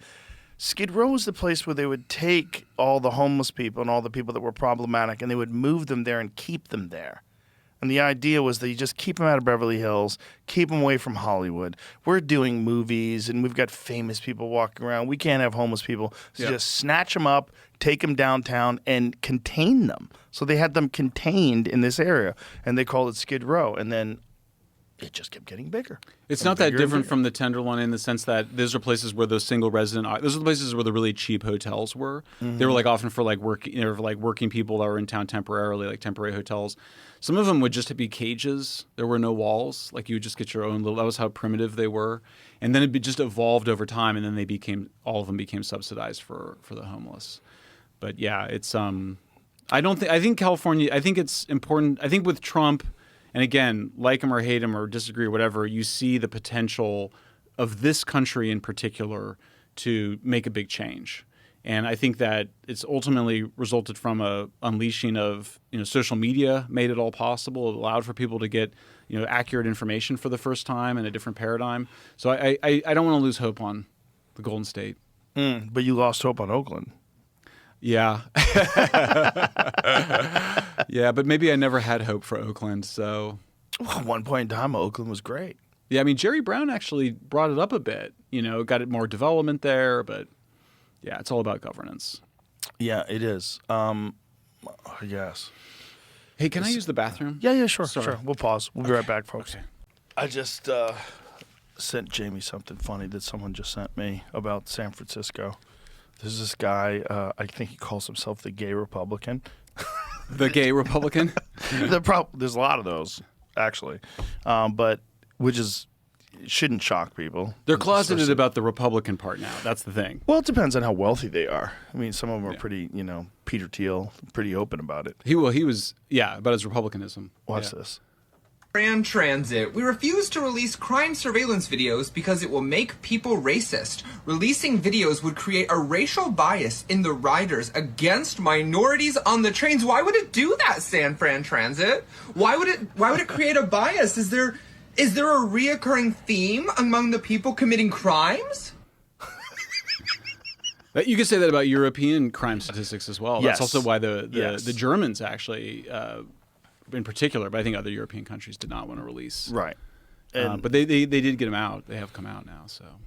And the UK. Yeah. Yeah. Yeah. So let's move on to happier subjects, shall Okay. we? So what do you think about all this UAP talk? It's one thing that Trump has said that he's going to release whatever files that they might have on UAPs, alien terrestrial beings, all this jazz. I talked to Jesse Michaels about it. He is highly skeptical. And he said the people that are involved are all old guard and, it's just going to be a bunch of horseshit.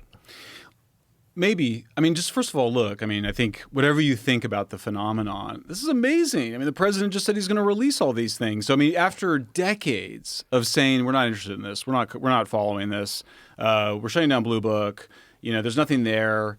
They're like he's saying. So that right there is I think amazing, and I thought the whole thing was amazing. Like Obama comes out and he goes, "Well, there's definitely aliens. Oh, but they're not under Area 51 unless they're hiding it from presidents, which is like a well-established conspiracy theory." So to have Obama even say that, and then Trump comes up and he goes, Obama revealed classified information with a little grin on his face because he's a little rivalry with Obama.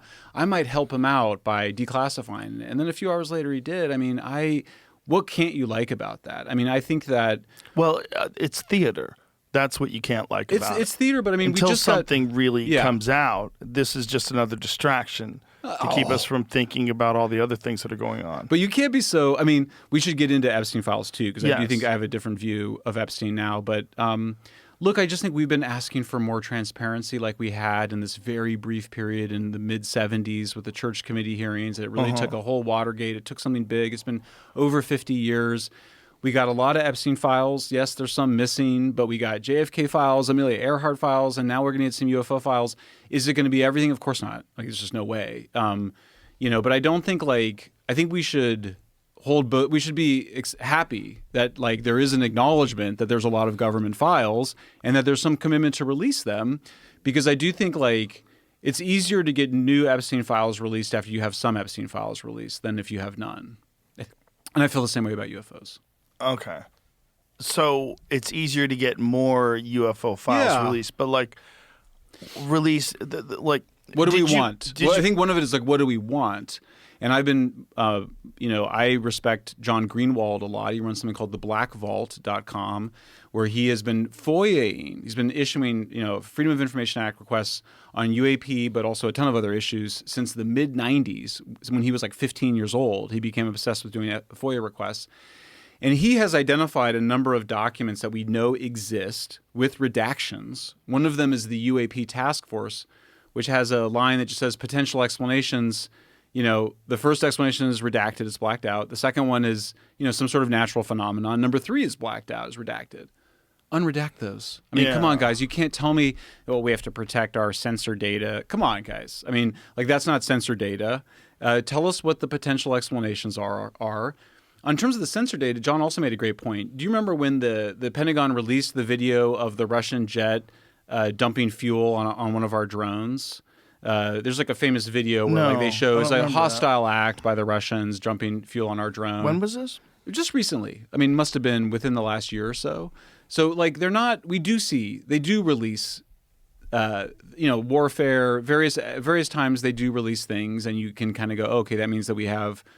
I don't think what I'm saying is the main excuse has been not to reveal our methods for getting, if we're just talking about UAP here, getting, photographs and video. We know that a huge amount of it exists. They haven't even released the full, gimbal and go fast videos. There's a whole bunch more video left. Really? So yeah. So the video that came out, those were whistleblower leaks, right? Eventually, they released them formally, though. The Pentagon did. So there's much more of that. So, and the particularly, sorry to interrupt you, but was it the gimbal or the go fast where there was many more crafts?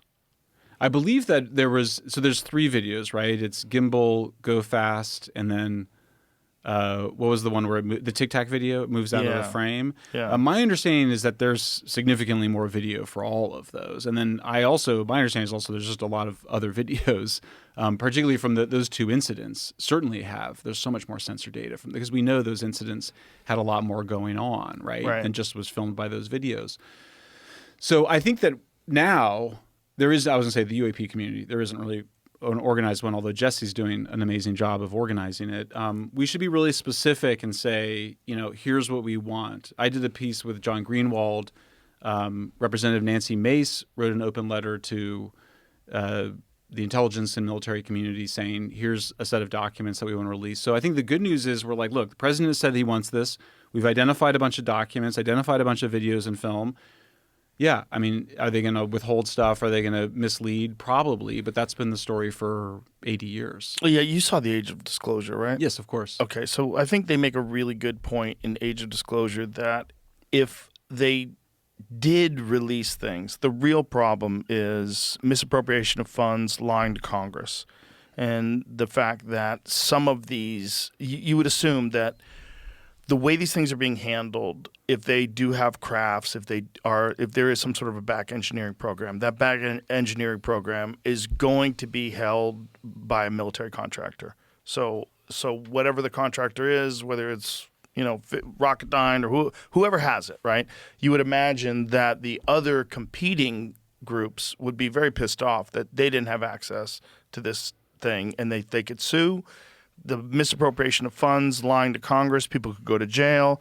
also most likely fraud. There's got to be tons of fraud. If there's so much money that's being like shuffled away into these black ops projects, if there's no oversight, then who knows where the money's going, right? And Sure. so there's a problem there. If you open up the books and people go, "Oh, why was there a $100 million check written here? Where's the $2.3 billion that's missing here?" And I have doubts now. I mean, I have to say, I didn't finish watching it, but Jesse just dropped a video with him and Eric Weinstein and Eric Davis. Who's him? Oh yeah. Eric Davis. Jesse. Yeah. So Jesse. Eric. I haven't seen that yet. Yeah, I found it really made me question whether there's any there.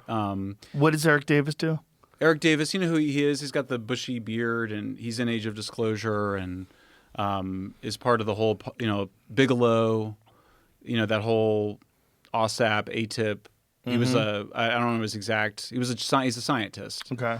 But he was sort of talking about, because I think Eric Weinstein was asking these really hard questions, like, okay, well, like, how many people are in this, reverse engineering program, and what is it? And I just found his answers to be very thin. So I haven't seen it yet, so I can't comment on that. But I know is there's both skeptical and open-minded at the same time. There is I definitely think there's a lot more than they've revealed. I think my skepticism on the reverse engineering stuff, I mean, obviously there's crash retrieval because they're just retrieving, it could be foreign or they're retrieving something. The reverse engineering, I mean, if it's advanced tech, nuclear just took so much. I mean, I'm just familiar with the history of nuclear. It just took so much effort to create nuclear energy, and you'd have it was a huge enterprise, thousands of people. If they're not, that's why I kind of go, and I mean, a whole other form of propulsion. I mean, it's just really, it would require such a big bureaucracy. That's where I'm a little skeptical that exists, because I don't know how you maintain a cover up that long, but I could be wrong. I mean, as people have pointed out, they've maintained secrecy of a lot of things for a really long time, so it's not inconceivable. But especially when you're dealing with government contractors and military contractors, they've done they have a long history of keeping a tight lip when it comes to all sorts of top secret projects that they're working on. I mean, it's weird because, like, if you look at the UAP task force, which was created by people that had it, it was like comes out of, they have OSAP and then ATIP and then UAP task force, and then they create ARROW, which is much more like what Blue Book was, which is their whole point is to debunk and dismiss. I think that's the whole point. It's to say we looked into it and there's nothing there. So then they cherry pick the cases, like they don't actually deal with the stuff that they can't explain. That's what ARROW's point is. But the UAP task force was people that seemed genuinely interested in it, and they have potential explanations in 3 separate things. So that means that they didn't know themselves. And so I would think that if there was some reverse engineering program, then you would have a better idea than just 3 potential explanations. But that's assuming they actually got access.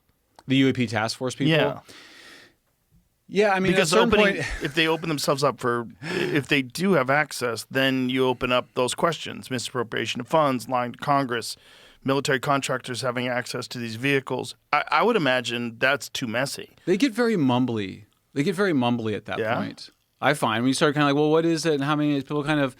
It's a lot of like, I mean, that was my interpretation of this. Yeah. I think that it's. I'm much more with Jacques Vallée's view of the phenomenon, and I think that that they don't know what it is. I think they have a lot more photos and videos showing, just demonstrating this incredible phenomenon, but I'm not sure that they know what it is, and I'm pretty skeptical that they have a secret reverse engineering program, just because I don't see how they would have carried it out for this long. Because Jesse's theory, of course, is that it would date back to the 50s. Yeah, and there's just too many possibilities for too many deathbed confessions from people to reveal this knowledge. So, but don't you think you would keep a really close watch on anyone who had any access to any of these things, and that would be very threatening to them, like Bob Lazar? Yeah, I mean, I don't know. You believe Bob Lazar? I do. Yeah. I don't know what he was working on, whether or not it was ours or something else or what. Yeah. But I don't think he's a liar. He's had the same story forever.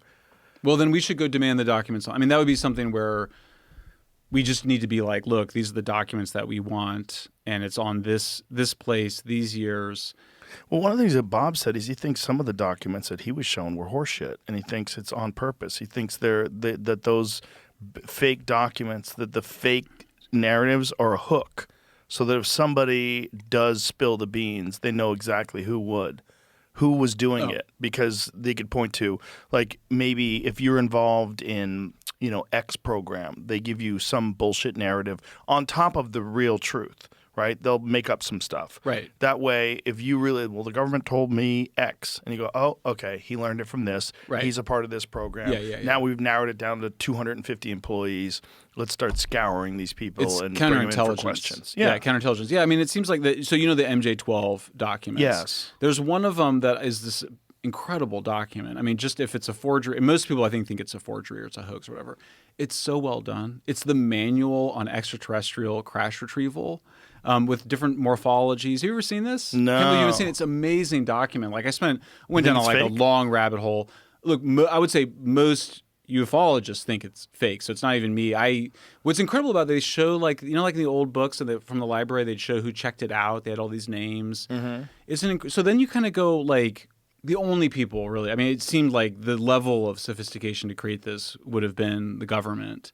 And so then you're sort of like, well, why would they have done that? One of the answers is it was just this they call passage material to be able to detect counterintelligence activities. I'll tell you another one that I can't quite figure out. I mean, it says a lot of effort and why that narrative. I mean, another thing people say is they'll go, well, they're using the UAP stuff as cover for secret weapons programs, and you're like, well, why would that work as cover? And they go, well, because then it's a way to distract attention. I was like, what? Why would that distract attention? Wouldn't that attract attention? You go, as opposed to like within the military, you're like, look, we don't. This is secret research. That's really important to national security. We don't should pay attention. Instead, they're like, oh no, this is UFO crash retrieval, so don't pay attention to it. That seems like you're a recipe for creating more interest in UFOs. Yeah. So there's a lot of things that the government has done where you're like, it's almost like, assuming that is, by the way, we know that the government, the U.S. Air Force, did. In the early 80s, make this guy Paul Benowitz go crazy, who was seeing things over Kirtland Air Base. And then this guy Richard Doty, How'd they make him go crazy? They would be feeding him all this information, convincing him of an alien attack. And he basically ended up going crazy from it. It's this amazing story told by this book, Mirage Men, also a documentary. And you look and you kind of go, and they go, well, it was to cover up a secret weapons program at Kirtland Air Base. And it's like I'm not even disbelieving it, but it's like that's just such a why would that be the best way to do that? And why would you be so sure that wouldn't attract interest from people rather than distract it? So there's a bunch of things that don't make sense. And so even if it is all, which is the skeptic view, is that it's some combination of government disinformation, sci-fi, dreams, hypnosis, hypnagogic states, and then kind of the power of belief. I just reviewed this new book on Barney and Betty Hill, where the author thinks that it was that really was a combination of her. It was the stress of being an interracial couple, her nightmares, and then hypnosis, where they then confabulate this whole story. That's the basic skeptic view, is that it was sort of, but the government's involved in it. And that's always strange because you're like, why would the government be participating? In the Betty and Barney Hill story? No, in the UFO, in creating in these UFO, assuming that they did the MJ12 or somebody did the MJ12, but certainly in the case of why would they have Kirtland any Air Base. Organizations? Why would they have anything? Right? Why would they have? Why would you be doing like the thing with like the Paul Doty and the Paul Benowitz, or the Richard Doty and Paul Benowitz is like why was that the best? I mean, it's just. Why was that the best way? Like somebody observed strange activity over Kirtland Air Base, and they discover this. Why was that the right approach? I don't follow it. And you had AJ Gentile on, who did the stuff on crop circles. They saw military disinformation around those activities in Britain. So you see a lot of the crop circle thing's weird. Really weird. Because you want to just write it off. I mean, I wanted to write it off. I'm like, oh, there's guys with boards. They're making designs. But then you see some of the designs and how the wheat is actually woven, and how they have these exploded nodes that almost like they're microwaved. And they've examined these things, and it seems like there's some energy that's created these things. And also the sheer size and scale of some of these things with no footprints leading into them or out of them, and just the geometric precision of some of them. It's really weird. Like there's, of course, it's eyewitness accounts. It's hard to know if they're being accurate, but people who've flown over areas where there's nothing there, flown back 2 hours later, and there's these football field size Mandelbrot sets. That was the Julia set over next to Stonehenge, was the one that the guy flew over and there was nothing there. And like a couple of hours later, there was the Julia set, which is a spectacular it's incredible. fractal. Right. I'll tell you, it's with even incredible weirder. Precision. That's what's really as much precision as you can get by folding over wheat. But when you look at it like from above, and it, you don't get to the micro, you're looking at these things that like they really do scale in a fractal way. It's very fucking strange and difficult to reproduce. You would imagine something like that would take a long fucking time to plot out and plan. You would take multiple people. You'd have to measure and remeasure. You'd have to have some sort of tools and instruments, not just to fold over the wheat, but if you're going to interweave the wheat, like what is your method of doing that? And how are you doing it where, this one is one dimension and then the next one is precisely 3/5 of that dimension. The next one is slightly, and they're fractal. Well, it gets really even weirder than that. So how I just described this case of this Air Force counterintelligence guy driving this guy, Paul Bennett's crazy at Current Affairs. That book is written by Mark Pilkington.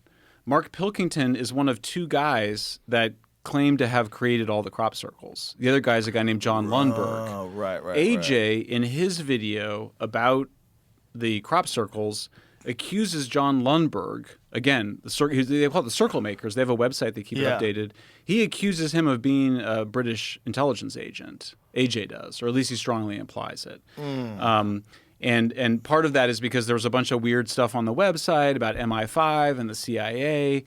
And then Lundberg went to a school. This is all very circumstantial, so I'm not defending. I'm just saying what AJ said. And then Lundberg went to a school that shares a courtyard with an MI5 campus or an MI5 training area.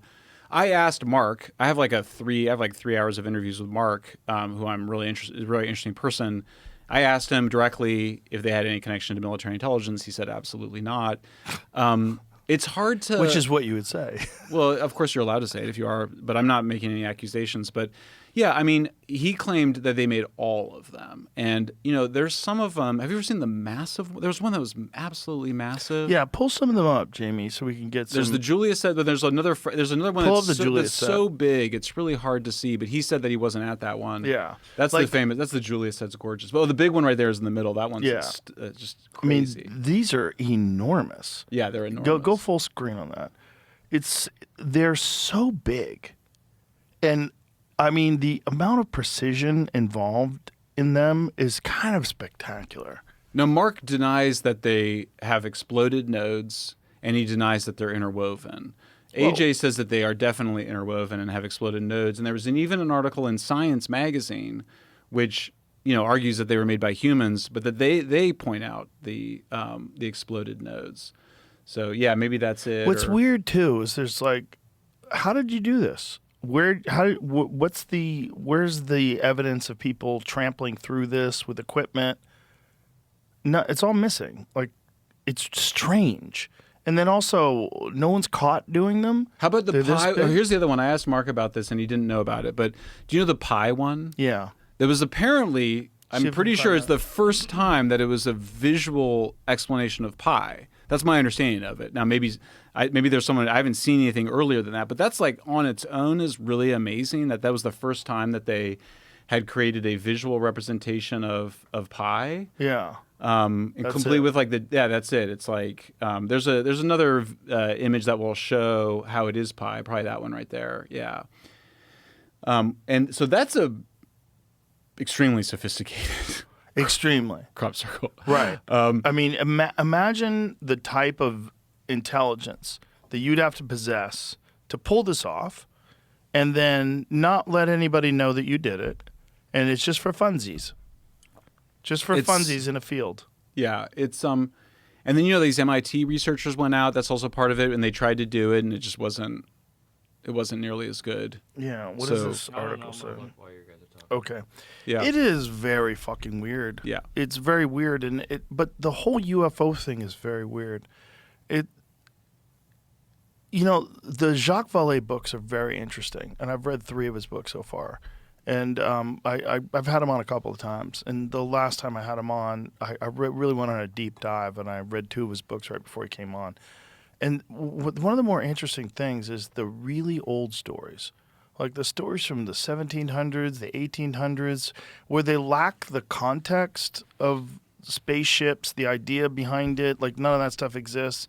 But yet you get almost, at least you could say, oh, I could understand how they would be describing it this way, but it's kind of the same thing that other people have been describing. Like the Zimbabwe story, a lot of these other stories, it's kind of the same story over and over and over again, which makes you go, okay, well, what does it have to be from outer space? Or is it possible that there is something here that is like far older than us, that has somehow or another removed itself from our view? Or is it social contagion and people? I mean, I'm always struck by it's always like the aliens always are like, "Oh, protect your environment and avoid nuclear war." It's like, oh, thanks. Like we didn't know we needed to do those until you guys showed up. And it makes more sense as like you could see it as a. I mean, I got very into. I haven't interviewed her yet, but I'm about to. There's an anthropologist at Stanford named Tanya Luhrmann, and she's done this incredible work on religions, where she like good anthropologists, and also this guy Bowman, like they're agnostic on whether or not like those beings are real. Like they're just like, we're really interested in like the culture and the psychology and the experience of it. But she had this, she was like, did her field work with magicians and witches in England, like modern witches, and not magicians like magic tricks, but like the old, who's the famous magician? Not Gandalf. Houdini? But, the British one, Merlin, right? Oh.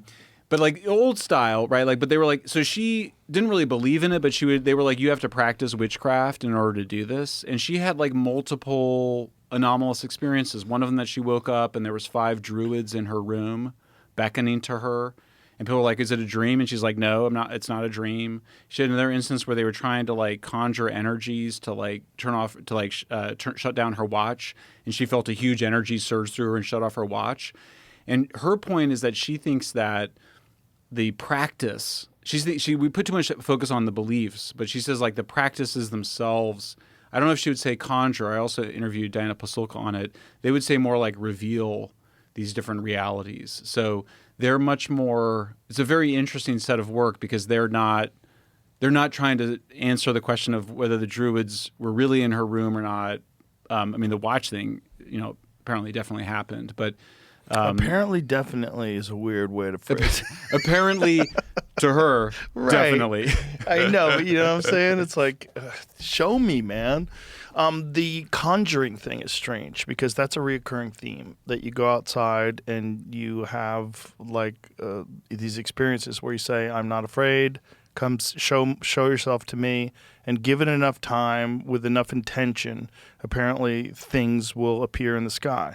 My favorite one is the black guy talking about Yahweh, where the local ABC newscaster goes out, and it's going to be one of those, this guy thinks that he can conjure UFOs. And they go out with him, and he conjures an orb. Did you ever see that one? No. That's like that's like one of my favorite Where's of that? those videos. And the newscaster's like, literally they see him calling I think it's like an NBC affiliate or an ABC affiliate somewhere. Jamie can probably find it. But if it's, he literally calls his boss, the newscaster's like, the story's turned out a little differently than I thought. It's like one of my favorites. I'm sure you could say, oh, it's a balloon or whatever, but like comes in and out. I mean, it's really, and it comes right as he's calling it. That's the weird thing is I've talked to multiple people that have actually done this. Oh, that have gone out with these, air quotes, experts. And you go out to some deserted area and you call these things. There's a second guy, white guy, that also does it. And Reuters did a whole story on him because apparently there's a whole bunch of people around that they saw it. And of course, Jake Barber, who's this former, contractor, helicopter pilot contractor for Special Forces, announced that he was going to go and conjure UFOs and bring one down. They just sitting right up there. We met up with Prophet Yahweh, seer of Yahweh, at Doolittle Park off Lake Mead. We picked the day, we picked the time, and we picked the location. Everyone's going to think you're absolutely nuts. Well, I thought I was absolutely nuts. Until he says he saw UFOs. Over the years, 1,500 of them. Can we make it 1,501 today? What do you think? I'll try it. He says the voice in his head told him to go public now, so we took him up on his offer, and we scanned the skies. Nothing but a few clouds. When the prophet started praying for a sighting, I wasn't exactly convinced. I pray, oh Yahweh, that you send a sighting so that they know that I am not mentally ill. I am not a false prophet, like those who seek to kill me say I am. Oh, people are trying to kill him? Oh, brother, look at it. There it is. You can barely see it, a white speck. Then another sighting. There it is. I got it. Photojournalist Jonathan Hawkins locks in on it. Let's take a closer look here. It's an orange sphere that appeared out of nowhere. I call the boss with an unexpected change in my story. I can see it clear as day. In fact, it's bright. I can't believe this. It's moving pretty fast. It's going to Nellis Air Force Base. It wants to be seen. We called Nellis to see what these things might be. Guess what? They didn't call us back. But this thing started coming back toward us. It's coming toward us now, I think. What?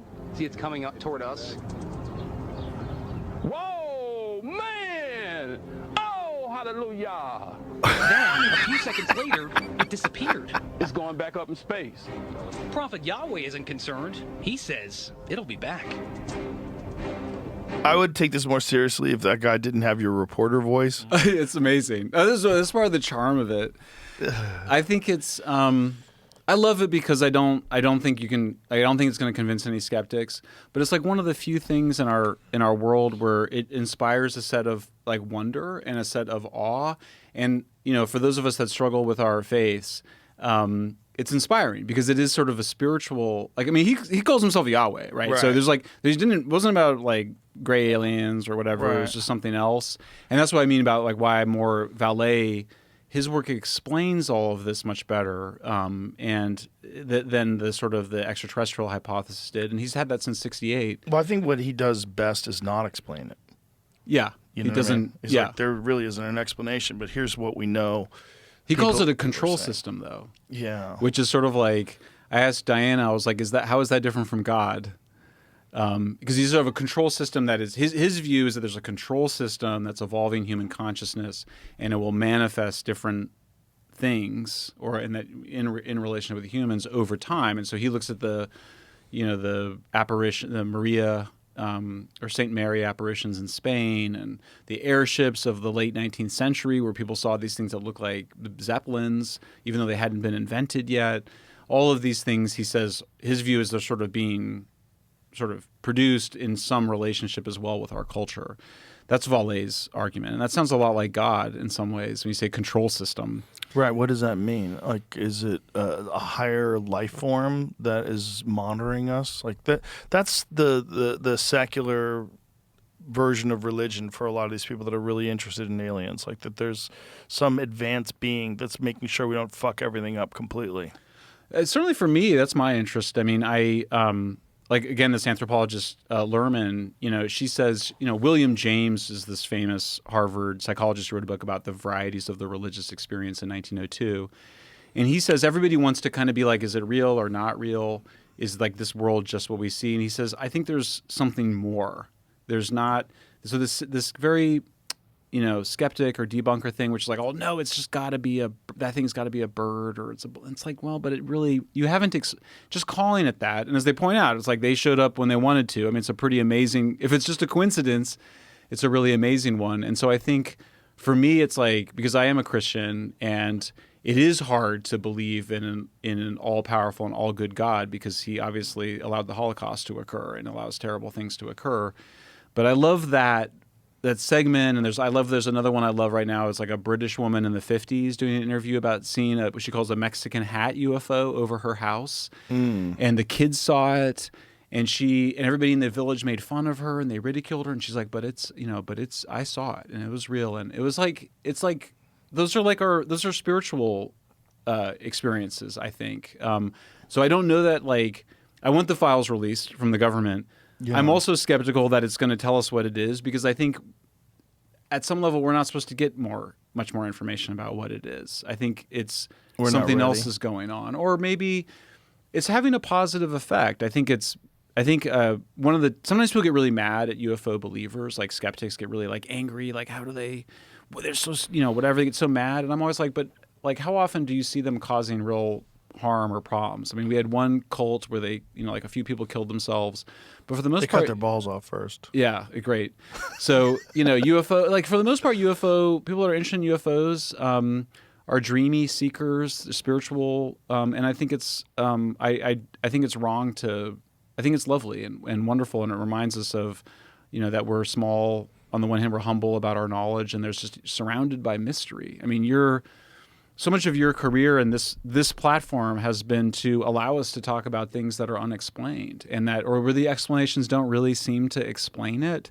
There's something more, as William James would say. There's something more, and I think that the denial of anything more, this idea that we know everything and we know we don't know anything. That's hubris. It's just crazy. But those people are silly. They're more silly than the believers, because this idea that look. If you have a completely novel experience, like say if you are Commander David Fravor and you encounter this tic-tac shaped object that's hovering over something that appears to be a ship that's under the water, this thing takes off at a absolutely preposterous speed that is documented both in radar and visually and on camera, right? So they've got video of this thing moving. They say that it went from above 50,000 feet above sea level to sea level in less than a second, which would require more energy than the entire United States produces in a year in order to get an object to move that quickly. And it does that with no heat signature. Okay, if this is all true, just that alone. Now imagine you have this completely novel experience. And because I haven't had it and you haven't had it and Jamie hasn't had it, well, it's very simple and easy to dismiss it. But if this happened, what do you expect the person to do? What do you expect a decorated pilot in the Navy, a guy who has a rock solid record, there's nothing about him that screams that he's a kook or he's mentally ill, and when you talk to him, he's incredibly meticulous, very intelligent, very disciplined. His face, it looks like he had a spiritual experience. Yeah. He has a smile on his face.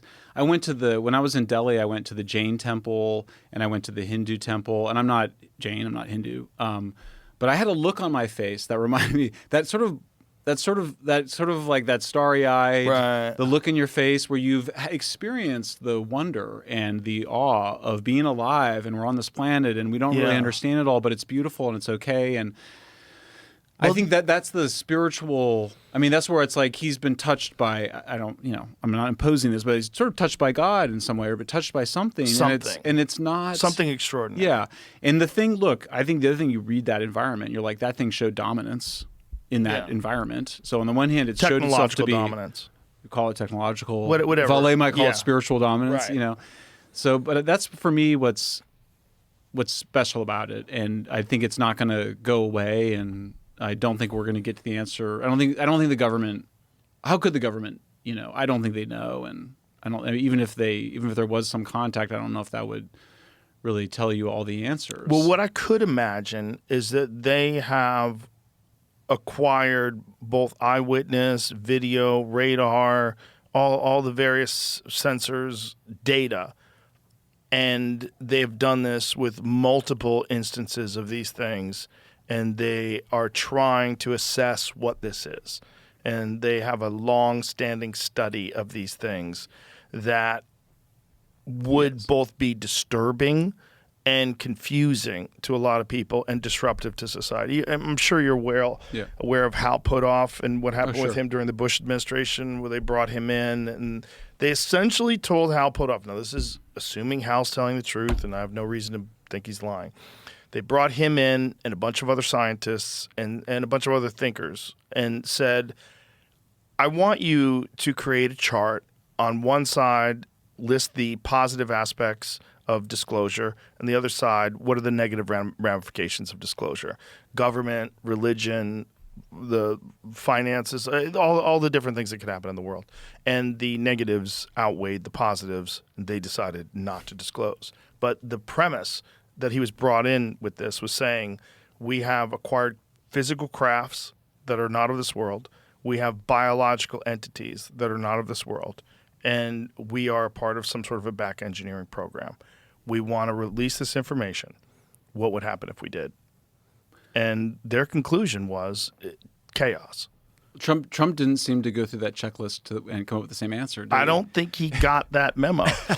But also, I do think I think he doesn't. I think he ignores the memos from experts in general. Right. So. If he was in office and that was the case, and they came to him, and and someone like Tucker or someone that's influential to him could sit down with him and talk to him, and he thought it would gain their favor, he might just release it. I mean, it's wild because on the one hand, it looked like it was spontaneous, but on the other hand, Laura Trump, who's like someone that's like a trusted family member who's like really competent, like they sent her in to like take over the RNC and fix it and fire all the people and get their loyalists in there. She was out there saying that, the Trump is. I was hearing a lot of noise, but it wasn't from people that I trusted, so I didn't report anything on it. But I was hearing a lot of noise too that the Trump administration was considering doing something, but you didn't know. I didn't know if it was circular reporting. But I thought the Laura Trump thing was interesting because I don't see her as sort of a. She's not just speculating or bullshitting. She's a trusted, trusted source for that. So she said that, and then Obama was asked about it, and then Trump made that announcement. So I don't know what they have planned. We were pushing on the intelligence community privately to release the stuff, and it was going nowhere. The Obama thing was nuts because the guy didn't have any follow-up questions. That was part of what was really weird about it. Also, they put it in a speed round. It's like, why would you put it in a speed round? Which is probably why he didn't have follow-up questions if you think about it that way. But, I mean, that's just a massive dropping of the ball. Well, the guy says aliens are real. How do you know? How do you know is the next question, right? It's right there. How do you know aliens are real? Well, the day after, then he said, I just meant theoretically, and there's life in the universe and stuff. Well, why don't you ask that? So you catch him on the spot instead of when it becomes this big viral moment and then everybody's talking about it, and then he comes up with a rational explanation for why he said that. Yeah. I mean, and Obama told one of the late night hosts, I can't remember if it was Kimmel or Colbert or somebody, but they said something like, tell us what you know, and he said, I can't tell you. There's things I can't tell you. So, I mean, he obviously knows more than he said. Right. Otherwise, he would say there's nothing. And then Trump said that he knows more. It was very interesting. Yeah, I talked to Trump about it. Yeah. He won't tell you shit. He goes, there's a lot of things. I know some things. There's a lot of. It's very crazy. But he won't tell you anything. They said they weren't going to release the Epstein files, and that came out. So I just kind of go. Yeah. Now I have a different. I don't know if you want to get into it, but I have a slightly different view of Epstein than I think I did. Well, before we get into that, Tucker's thoughts on this whole UFO UAP thing. He thinks they're like angels and demons from the Bible, and he thinks that they've always been here. And I'm sure you're aware of like the Book of Enoch. The Book of Enoch, which was one of the original biblical texts that wasn't included in the canon, but just because of a few rabbis decided it didn't jive with the Torah. And they found the Book of Enoch along with the Book of Isaiah as a part of the Dead Sea Scrolls. And when you find out that there was a biblical text that was contemporary to books that did make it into the Old Testament, and that they talk about the Watchers who come from above and mate with humans and create this race of giants called the Nephilim who destroy everything and consume everything, and you're like, what the fuck is this? Like, what is this? And just stop and imagine if those rabbis hadn't if that hadn't been excluded. Like Wesley Huff is great talking about this stuff. He's a real historian when it comes to, really understanding the history of these biblical texts, and he's absolutely fascinated by it. And he's like, it's kind of crazy that they just decided to not put that in the Bible. Imagine if they did. And part of when you're going to church and they're going over the Old Testament, like, okay, this week we're going to go over the Book of Enoch. And we're going to figure out who the Watchers are. Like, what is that? Like, what is that story? The crazy thing that Wes Huff told me was that the book of Isaiah that they found in the Dead Sea Scroll predates the oldest version of the book of Isaiah by more than 1,000 years. Whoa. When they found it, they found out that there was a book of Isaiah that is 1,000 years older than the one they thought was the oldest one, and it is verbatim. It's verbatim from the one that's 1,000 years later. Wow. Which is kind of crazy. Wow. But then it's also in the same fucking caves as the Book of Enoch.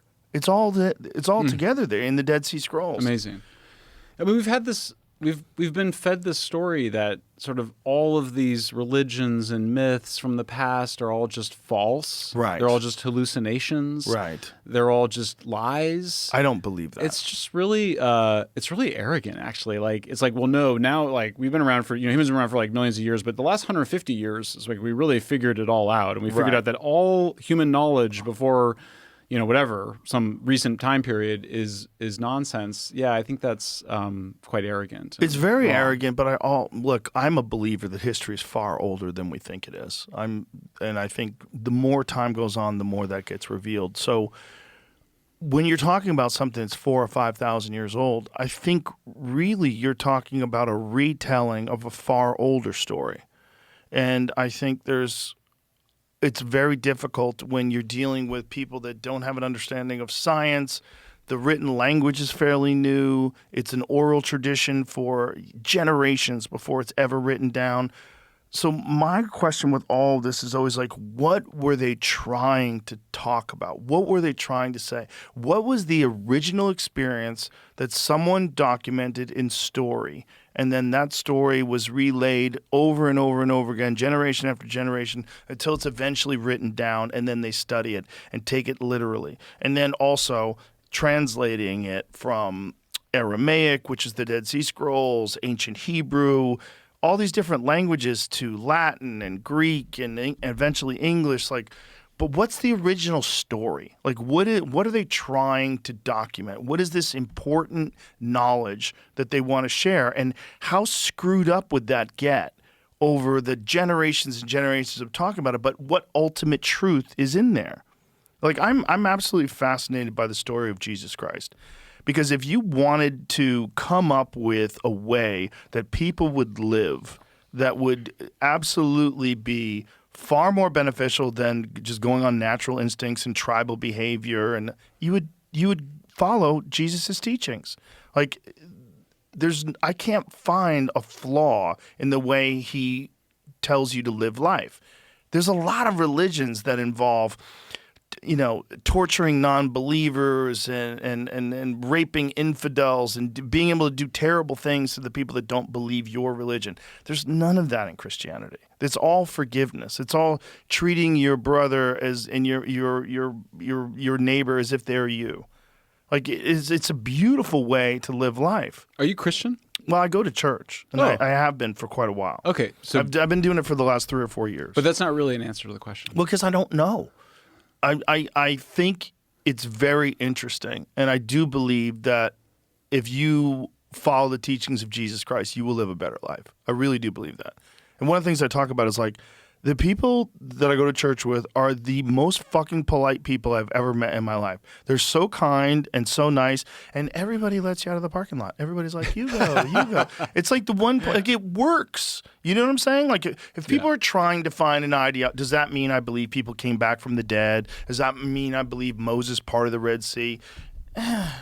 Not really. No, it seems like that's most likely a story where people are telling it generation after generation after generation, but there's probably something happening. There's probably some truth to it. Then when you take into account some of the stories from the Old Testament, like the book of Ezekiel, which I'm absolutely fascinated by. The book of Ezekiel and his account of the wheel within a wheel and the fire flashing forth continually, and in the midst of the fire, as it were, gleaming metal. Like, what the hell is that? Like, what is that? Like, what are these stories? And in the midst of this gleaming metal, there's the likeness of 4 living creatures. Like, okay, they darted to and fro like the appearance of a flash of lightning. Okay, what is that?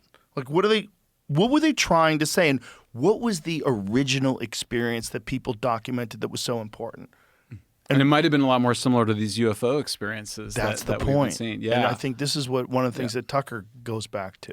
The Christian story is so beautiful and so important. You know René Girard's view of of Christianity as really stopping the cycle of scapegoating.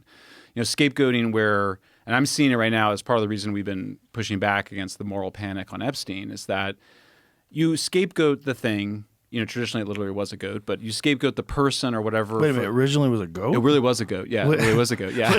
Yeah. Really? It would carry the sins of the community. Oh, you sacrifice and the goat? I think you would free? send it away to die or something. Oh. But over time it became that's what people. a scapegoat was? Yeah. Yeah. Oh. Yeah. Interesting. Yeah. And then It's always a goat. But generally goats are the devil. Goats are everything. Oh, goats get a bad rap. Goats are in your lobby, aren't they? Or those are elk. No, in your those are lobby. elk. Okay. No, there's a big difference. Yeah, but I mean, so Christianity puts an end to that. It says stop scapegoating. I mean, they scapegoated Jesus, really. I mean, you kind of go, you scapegoat the purpose of the scapegoating was for the community to unite the community and scapegoat to put all of its sins on one thing and then kill it or get rid of it, and that was the way the community would restore unity. Christianity said no, we're not going to do it that way. That's immoral, and so he without sin should be the first to cast a stone. Jesus wasn't saying that prostitution was good or anything. He was saying that we should not be scapegoating, you've got sins too, so don't scapegoat this person. That's a really radical moment in human history, and it really is what allowed humans to spread. It creates a universal, Christianity is the first universal, it's really a universal religion. Maybe it's not the only, but it's a universal religion. It says everybody is a child of God, and it's evangelical, and it wants other people to become Christian. That's different from other religions where I'm like, this is my God, I've got my own God here, and we're the best, and you suck, and they make it very difficult to join. Yeah, and it's not to say that Christians, obviously there was fighting the Muslims, and there's some interesting revisionism there, but it's a beautiful religion. There's terrible things that have been done under the guise of Christianity, but if you listen to the teachings of Jesus Christ, they're not following his teachings. So it's just human behavior that they have tagged on to Christianity. So when people say Christianity is responsible for horrible atrocities, I say no. I say humans are. Because if it was actually Christianity, you would be following the teachings of Christ, and there would be none of those things. Anti-Semitism is not Christian. Right. So right. True Christianity is not that. So I think it's lovely, and I hope there's a revival of some of it. I'm not sure there is. I think there is more now than before. There's a lot of young people that are getting into Christianity. I think it's good to. I think it's also. It's interesting with we were talking about the UFO thing. It's an awareness that there's a higher power. So one can sort of say, look, the UFO thing, it's not the same as Christianity or whatever. But this awareness that we're not. There's something else going on. There's something more. There's something higher than us, and that we should be humble in the face of this just gigantic mystery. I think that puts us in a better mentality. It certainly does. And if anything, if he's not the Son of God, if this was an actual historical figure, what an insanely wise human being who didn't have these thoughts that are inherent to all of us of vengeance and lust and greed. He has none of these. So radical. Also, you've heard it said before that you should, love your friends and hate your enemies. I say to you, you should love your enemies. That's just, it's like the hardest. I'm not there. I think very few people are there, but it's certainly the right aspiration, isn't it? Yeah, it's the right aspiration. And Tucker thinks that this whole UFO thing is somehow connected to the spiritual realm. And that because we've been told for so long that there is no spiritual realm. That spiritual realm is just a mental illness. Right. It's like, I love it how he's like the Yahweh thing. He's like, but the problem with the people that tell you that are all mentally ill. They're all very unhappy. Like atheists, like secular, like hardcore atheists are some of the most unhappy, depressed people I know. I don't see incredibly happy unless they do a lot of mushrooms. And those people tend to not be atheists anymore. That's the one weird thing. People that have had intense breakthrough psychedelic experiences, one of the first things they go, maybe there is a God. Maybe I don't know what I'm talking about, because if I just experienced that and that's a real thing that you could have while alive on earth, where you are confronted with divine wisdom and love in some weird, strange form. When there's a lot of people that believe that that's the source of a lot of religious experiences, and instead of alienating and making those things illegal, we should study them and make them a part of the religious experience. because it's probably what they were originally. Well, that's right. And so now that people are having spiritual experiences with UFOs, it's wonderful, and they should talk about them and kindle them. I think the thing about psychedelics that's so interesting is that, at least my experience with them, was that you don't become so attached to your ideas and your beliefs. Right. And so, which is a big problem in our society, is people that get too attached to their egos. Get attached to their beliefs, as opposed to like, oh, I thought that. I mean, I've made my whole career out of being wrong about things and then correcting them. But I think it's hard because it's really a great quality. Thank you. But it's still, I hate it. I hate being wrong. It's totally natural to hate it.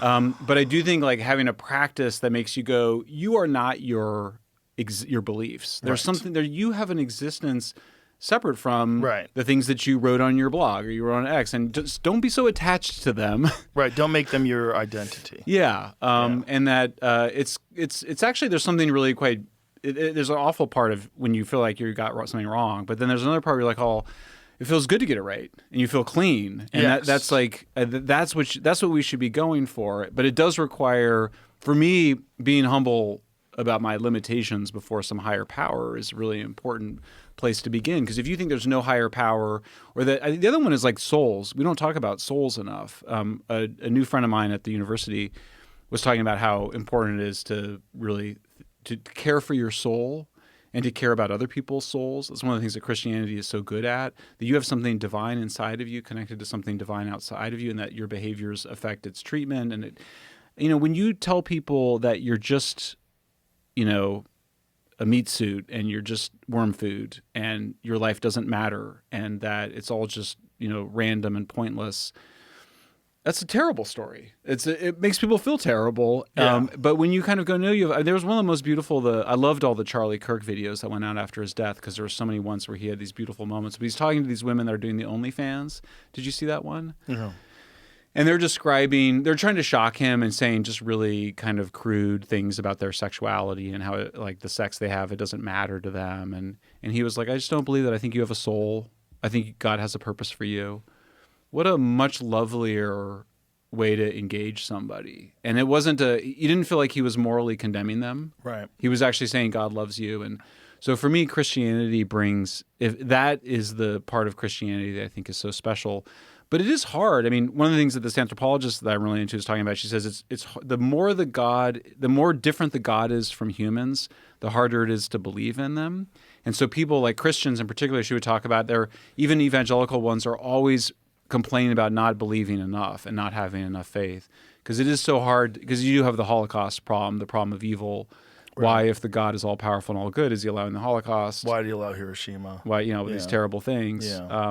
And part of the answer for Christians has been, well, because he wants us to exercise free will and to be in touch with our better sides and to realize our potential as moral humans and moral souls. And that's a pretty good answer. But it is, I was glad to hear that her say that people struggle with it, because I certainly do as well.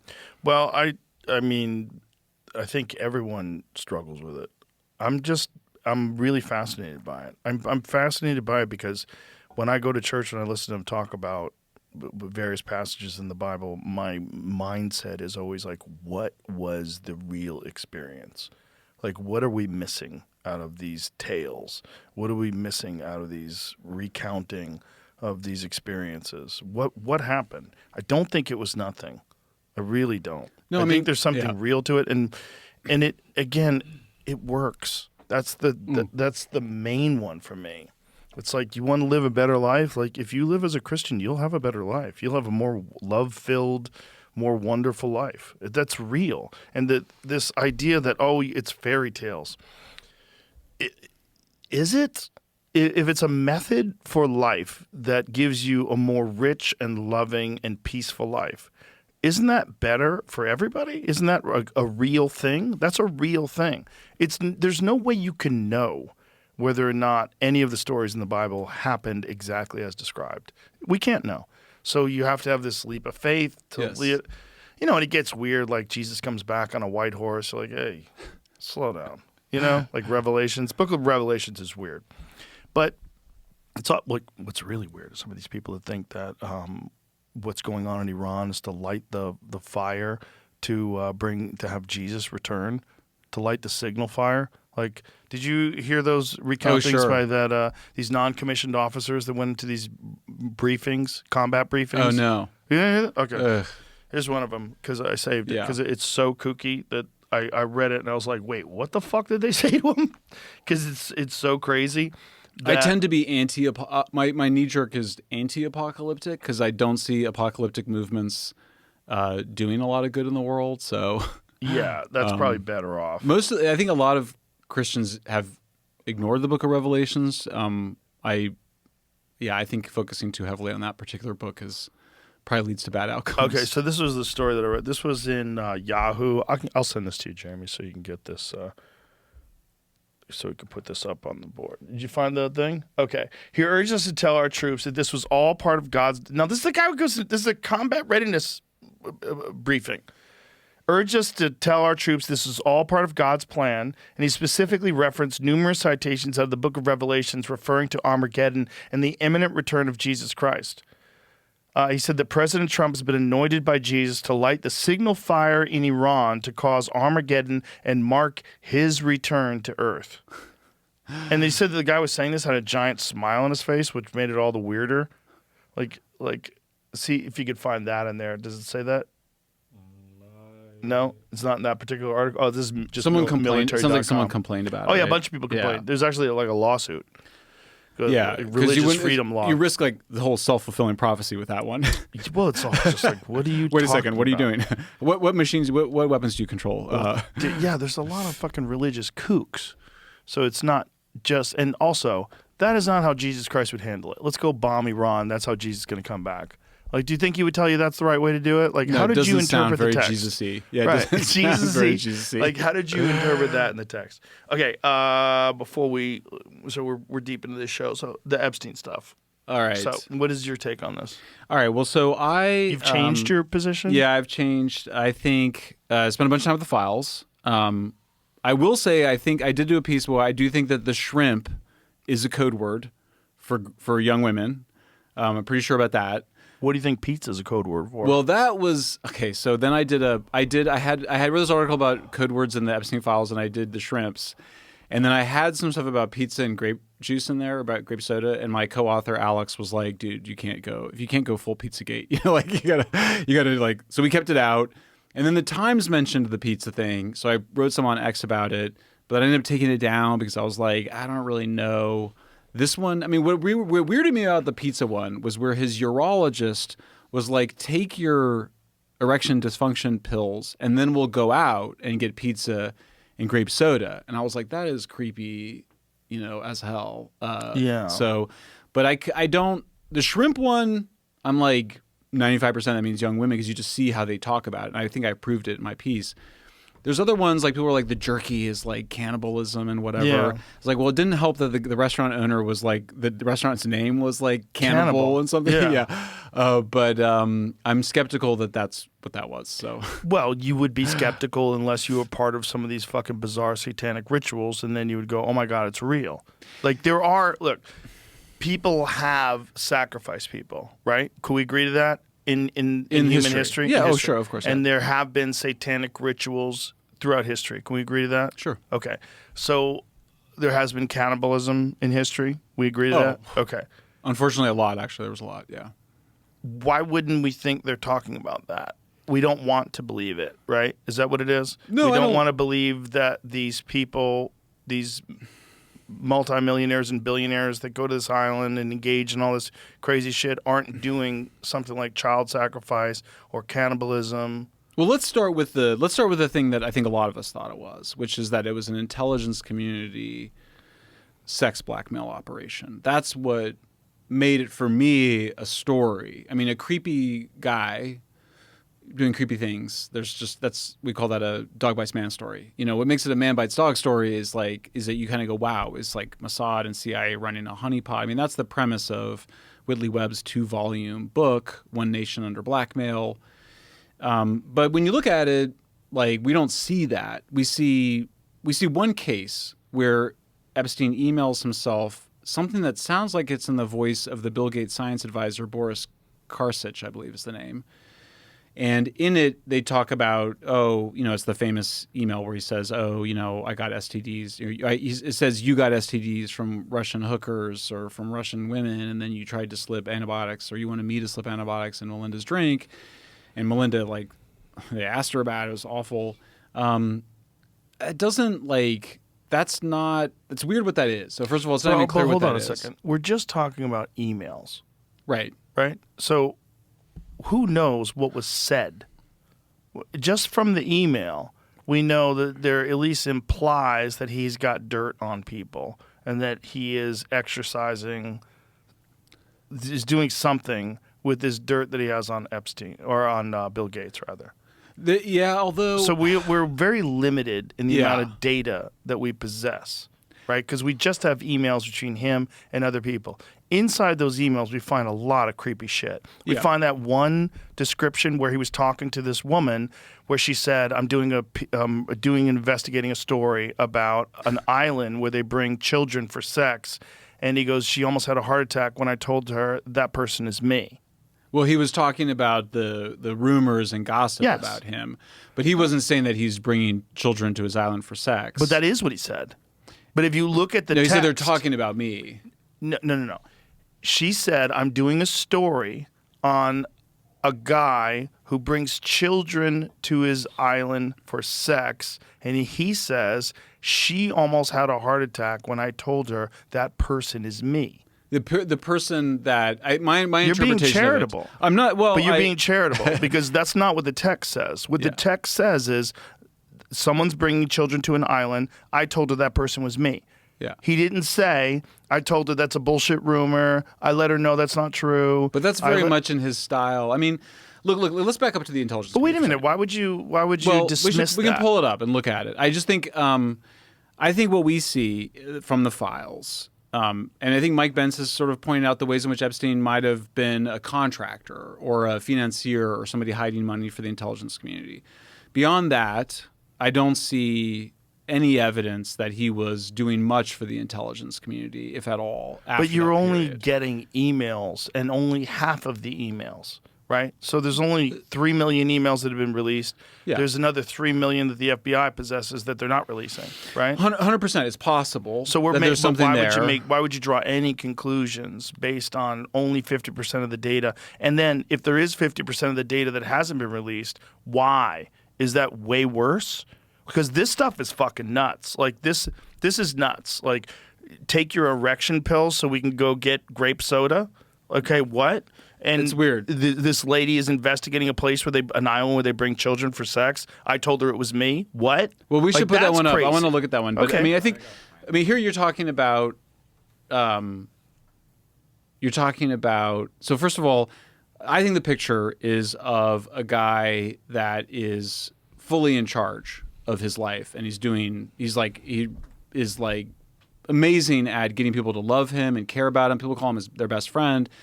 In Florida, clearly he was abusing girls and was busted for that.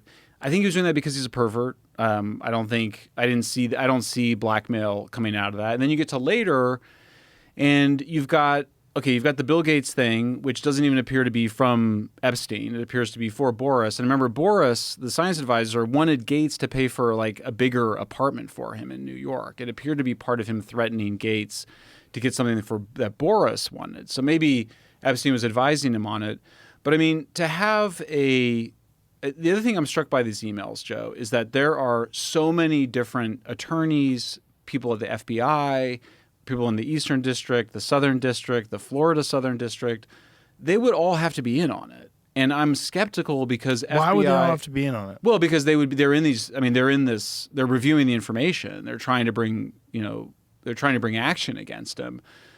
It depends on who are the powerful people that are implicated and what kind of influence they have over what gets released and what doesn't get released. Clearly, names were redacted that are powerful people that are not victims. So that shows you right there that there's some influence. But there's a reason to do that. Why? Because they're not guilty. Okay, what about the one where where Epstein says, I like the torture video? He So why probably they did. I redact- think someone Okay, did find the torture Why video. would you redact the name of the person who sent you a torture And video that's if you're not the- trying to protect a powerful person? Yeah, that's the Sultan. Is that right? Okay, but that was someone had to Yeah. just figure that out. I mean, look, the redactions are that- sloppy. But that's no. That's evidence that you're trying to protect a powerful person. Well, but they didn't, though, in a lot of cases. But they did right there. Yeah, I mean, the redactions, I mean, they were making them. I mean, it was like, But my they understanding redacted is a that lot there was of powerful people's names. Yeah, but I mean, look at, like, we're in the midst. I mean, literally, the people that are being canceled for this, like Peter Attia, these people are like victims of we're in the middle of a complete, moral panic. I mean, we're now, it's like Me Too version 2. I mean, people are having to leave boards. I mean, look, these are people I don't like. I'll just be honest. Like, if part of me hesitated because I don't like Larry Summers, I don't like Bill Gates, I don't care about Sarah Ferguson. I didn't say anything. Then they came for Peter Attia. It's a little bit like Peter Attia, like he didn't do anything wrong, and he just like lost his job with CBS, and he's sort of now they're under this cloud, and people go, oh, but he was in the hospital, and he was with Epstein, his wife was in the hospital. We don't like, what are we doing here? Like, we're getting involved in Peter Attia's like personal life, and so, but he has to get fired for that. I mean, it's gone way too far. Sarah Ferguson had to step down, even though she said, like, these people, I don't like them. Like, these are not people I agree with or think their behaviors, but I don't see. So they're not guilty of crime. I don't. So you Yeah, they're think not. they should Yeah, be they're not. released. Like they were all making a big deal out of like. Well, so first of all, let me just say, I'm glad they released the files. Tighten that thing down. You keep, I think they. You oh, keep sorry. moving that Oh, thing sorry. around. It's every time you do it, it bumps. It's like you've got I'm a just looking at nervous attention. tick. I think like they were. I mean, I'm glad the files were released. There was definitely problems with the redactions. There was also a case where the members of Congress were trying to get stuff redacted.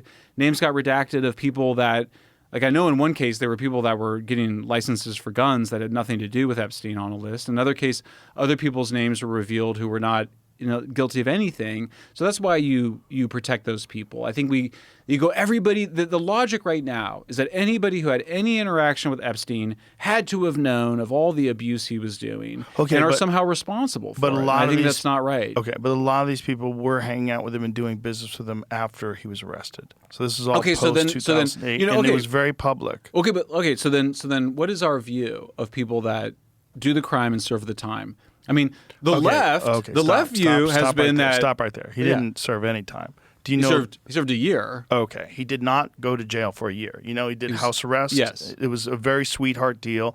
And the prosecuting attorney or whoever it was told that he was intelligence. And this is why they were giving him the sweetheart deal. That was by the way, I looked into that. Yeah? Yeah, we looked into that one, and that was heard secondhand. So that wasn't even heard from Acosta directly. Someone said that they heard Acosta say that, and they told the Vicky Ward, and I believe her source is anonymous. Yeah. So that's weak.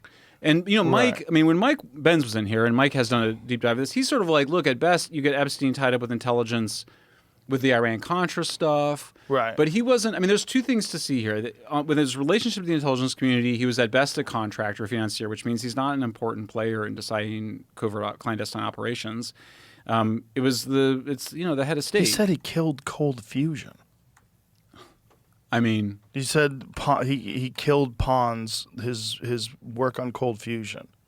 I mean, I don't know. Did he? I mean, Cold Fusion, they keep doing it, right? They haven't done it yet. Well, I know Carl Page, but he's saying, the founder, the brother of he stated that he killed Cold Fusion research. Because he cut off funding for it? Yeah. He manipulated work, right? people. I don't know that. Well, he say he killed it. Why would he kill it? Because it didn't work. Or maybe it did work, and it's problematic that it does work because it kills all these people that have all this other money in various energy modalities. I go, fusion is like a whole. I mean, the idea that we have we've secretly tapped cold fusion and are hiding it for some reason, or that he was on the way to breaking through to cold fusion, and then they killed all of his research. But why? You don't think that could be done? Because there's so many people that have money and all these other types of energy. I just don't buy that you could. First of all, that technology is super difficult. To get nuclear fission was this enormous undertaking, huge numbers of people. The cold fusion stuff is really fringe. I mean, it was like, we're going to be in the lab and doing cold. But you're not a physicist, so how do you know that? Well, I mean, I interview a lot of physicists and talk about it. I mean, the big fusion projects are incredibly difficult. They keep announcing advances in them. They can't get them. Cold fusion is not even considered a mainstream fusion project. So to assume that there's some secret, and I just think this is why I have a problem with the whole reverse engineering thing, is I just kind of go, you'd have to have so many people working on it and covering it for such a long time. I don't know how you get away with that. Well, what if he was on the verge of a breakthrough, but this guy steps in and stops funding and puts some leverage on the university? Clearly, he had dirt on a bunch of people that were at high levels of many universities. That's why a bunch of these guys had to step down. Didn't the head of Harvard step down? I think it's exaggerating. Didn't the head of Harvard step down? Because of him? Wasn't there a connection between Jeffrey Epstein? Well, I mean, Larry Summers, you mean? Or, yeah. Well, Larry Summers was, he had to step down because he made those remarks about women as president. And then he just had to step down as professor. And I say this genuinely as someone that is not a Larry Summers fan. I think it's ugly what he did. It's terrible. He was trying to get advice from Larry Summers about how to bed a Chinese economist, and they were gross in their emails, and it's terrible. But I don't think that you lose a job at Harvard over that. I don't think that Peter Tia should lose his job at CBS over that. We're in Me Too territory. I understand, and I agree. Yeah. I see what you're saying. But what I'm saying is clearly he had influence over some very high and powerful people. He also exaggerated his influence. Like, he took a lot of credit for Santa Fe Institute, which was a lot of other people. I mean, he's really interesting and smart. Like, he gave a thing to Bannon, talking to Bannon about it. That was really interesting. But he was also Steve Pinker talked about him as a kibitzer, like a kind of a bullshitter. And he was like, we also saw in the files, I think it really overlooked. We saw how he made his money. Like, he needed to get a deal with the Department of Justice for his client Ariana de Rothschild. He hires Catherine Rumler, who was Obama's White House chief counsel, and she goes and makes a deal at the Department of Justice: $45 million fine for the Rothschilds, $10 million for Catherine Rumler, $25 million for Jeffrey Epstein. Everyone's like, where did his money come from? Doing deals like that. Like, you realize, I mean, one of the things, Succession actually had a little subplot about it. Like, there's a few people in the world that do these crazy high-level deals, like often like mergers and acquisitions, that have these obscene fees because they're taking some tiny percentage. Epstein was operating. I think the other thing we didn't realize is that when you read the files, is the levels at which Epstein was operating. I mean, his social and emotional intelligence is just off the charts, which is often rare among somebody that's that good analytically, someone that really understands like investments in the economy to be so. I mean, he was a master manipulator. So I don't think it's fair to say to people you had an association with him after he's convicted of this crime. Rich guys, look, we have a totally separate system of justice for rich people. I think we've known that for a really long time. It's terrible. I condemn it. We should find solutions to it. That's what Epstein used to get out of it. I don't see any evidence that intelligence helped him. We got other problems. The victims, Virginia Giuffre, she claimed that she had sex with Dershowitz. She then goes, "Oh, I was wrong about that." I mean, there's a lot of those victim testimonials that are untrustworthy. So you get yourself in a situation where you start to put like... Because some of them were probably prostitutes. Yeah. And that's the other one is I did some reporting where we helped to... We found a 14-year-old girl who was being trafficked on the streets. She turned 15 in the process of us reporting on it. We were covering these PIs. They get the police involved. The police go get her. She's orphaned. She goes back and live with her aunt. She's back on the street, voluntarily back on the street. Nobody wants to talk about it. It's like you go rescue people and they're in that world. So these situations are much more complex than I think the final thing on Epstein that kind of made me question is that I, like a lot of other people, had assumed that someone murdered him. But you start looking at the evidence for that. Look, maybe there more will come out. And even this last few days, there's some new things that people point to, but they actually are not actually evidence of it. They said... Epstein's brother's attorney or Epstein's brother's examiner said that he broke his hyoid bone, and the hyoid bone is not usually broken in hangings, only in strangulations. Actually, it is broken in hangings, particularly for older people. Broken in 3 places. Yeah, and that's like, and it's low on his neck. Yeah, and that happens. Also, the lady who was the guard deposited money into her account. I saw that, but that doesn't. What does that mean? Okay, well, in other words, she also Googled his name. before he She's died. got all that's totally okay. But it's like, let me Scooby-Doo why are it. you dismissing? I don't understand why you're dismissing this. Because if you're I'm going not to dismissing it. I'm but saying, hold on, you are. Yeah. But hold on, you are, because if you do have a guard, and all of a sudden this guard acquires several payments. She made several deposits. One of them was $5,000 just 10 days before he died, and then the cameras are cut. Okay, and then they mysteriously don't pay attention to the cell of one of the most important defendants of any case, any gigantic public case involving enormously famous public figures. And then this guy hangs himself while he's on suicide watch? Now, remember, he tried to commit suicide. I understand, but why are you not letting me finish what I'm saying? Sorry. Because that alone is weird. That alone is weird. That the cameras are cut, that there's no video of it. The whole thing is weird. You don't think it's weird? Well, You don't think it's weird that this guy, that he just finds a way to hang himself in this cage? I thought I had that same story. I was like, the cameras are cut, the security guards are asleep. All those things are true. All those things are true. It's also true that the cameras went out a long time before that night. It didn't just go out that night before. Security guards fall asleep at night all the time. He attempted suicide, I believe, 18 days before. 18 days before, he said that his roommate tried to kill him. Did you know that? Do you know his roommate was a cop that had killed 4 people in contract killings? His cop roommate, his cellmate, was a murderer. He was a guy who was a drug-dealing cop who had killed 4 people in contract killings. And that was his fucking jailmate. And 18 days before, he said that guy tried to kill him. But he said that's his. But is there any look doubt at that guy? Yeah. That is his fucking cellmate. Why would you put a guy who's one of the most high-profile defendants in any case ever in a cell with a hired killer who's a giant gorilla, like this huge fucking jacked Italian guy? But he wasn't in the cell with him that night. He was by himself in the cell that night. He was the guy who 18 days before Epstein said tried to kill him. But Epstein tried to kill himself. I don't think there's any doubt about that, right? I don't know if there's, I've never seen him say it, but I do know that he said that guy tried to kill him, and they found him unresponsive 18 days before. He said that guy tried to kill him. And couldn't he have lied about that? That guy was trying to get money. Couldn't he have lied about that? Video outside cell during Jeffrey Epstein's first suicide attempt no longer exists. How weird. Yeah, why would he lie about that? He's in because he doesn't want to have a guy roommate who he's already saying this guy's trying to extort him. Yeah. He's already saying this guy's trying to get money from him, and this guy is a known killer. He's killed 4 people in contract killings. How did you not know about that? I will say it's possible. But hold on, how did you not know about that? I did know about that. You knew about the guy being a contract killer? Well, no, that was his cellmate? Yeah, I knew that story, but I mean, he didn't have a cellmate at the night of his death, right? That was one of the mistakes they made, is that because he was supposed to be on suicide watch, he was supposed to have a cellmate, didn't have a cellmate. I think that, look... I don't know, but 18 days before he did have a cellmate, and 18 days before he said that guy tried to kill him. But 18 days before he tried to commit suicide. That's my understanding. I don't know if that's true, though. I don't know if that's true. I don't know why they would put him in jail with a contract killer. Well, I mean, how many... Who's in that jail? Aren't the people in that jail pretty rough? His cellmate is a contract killer.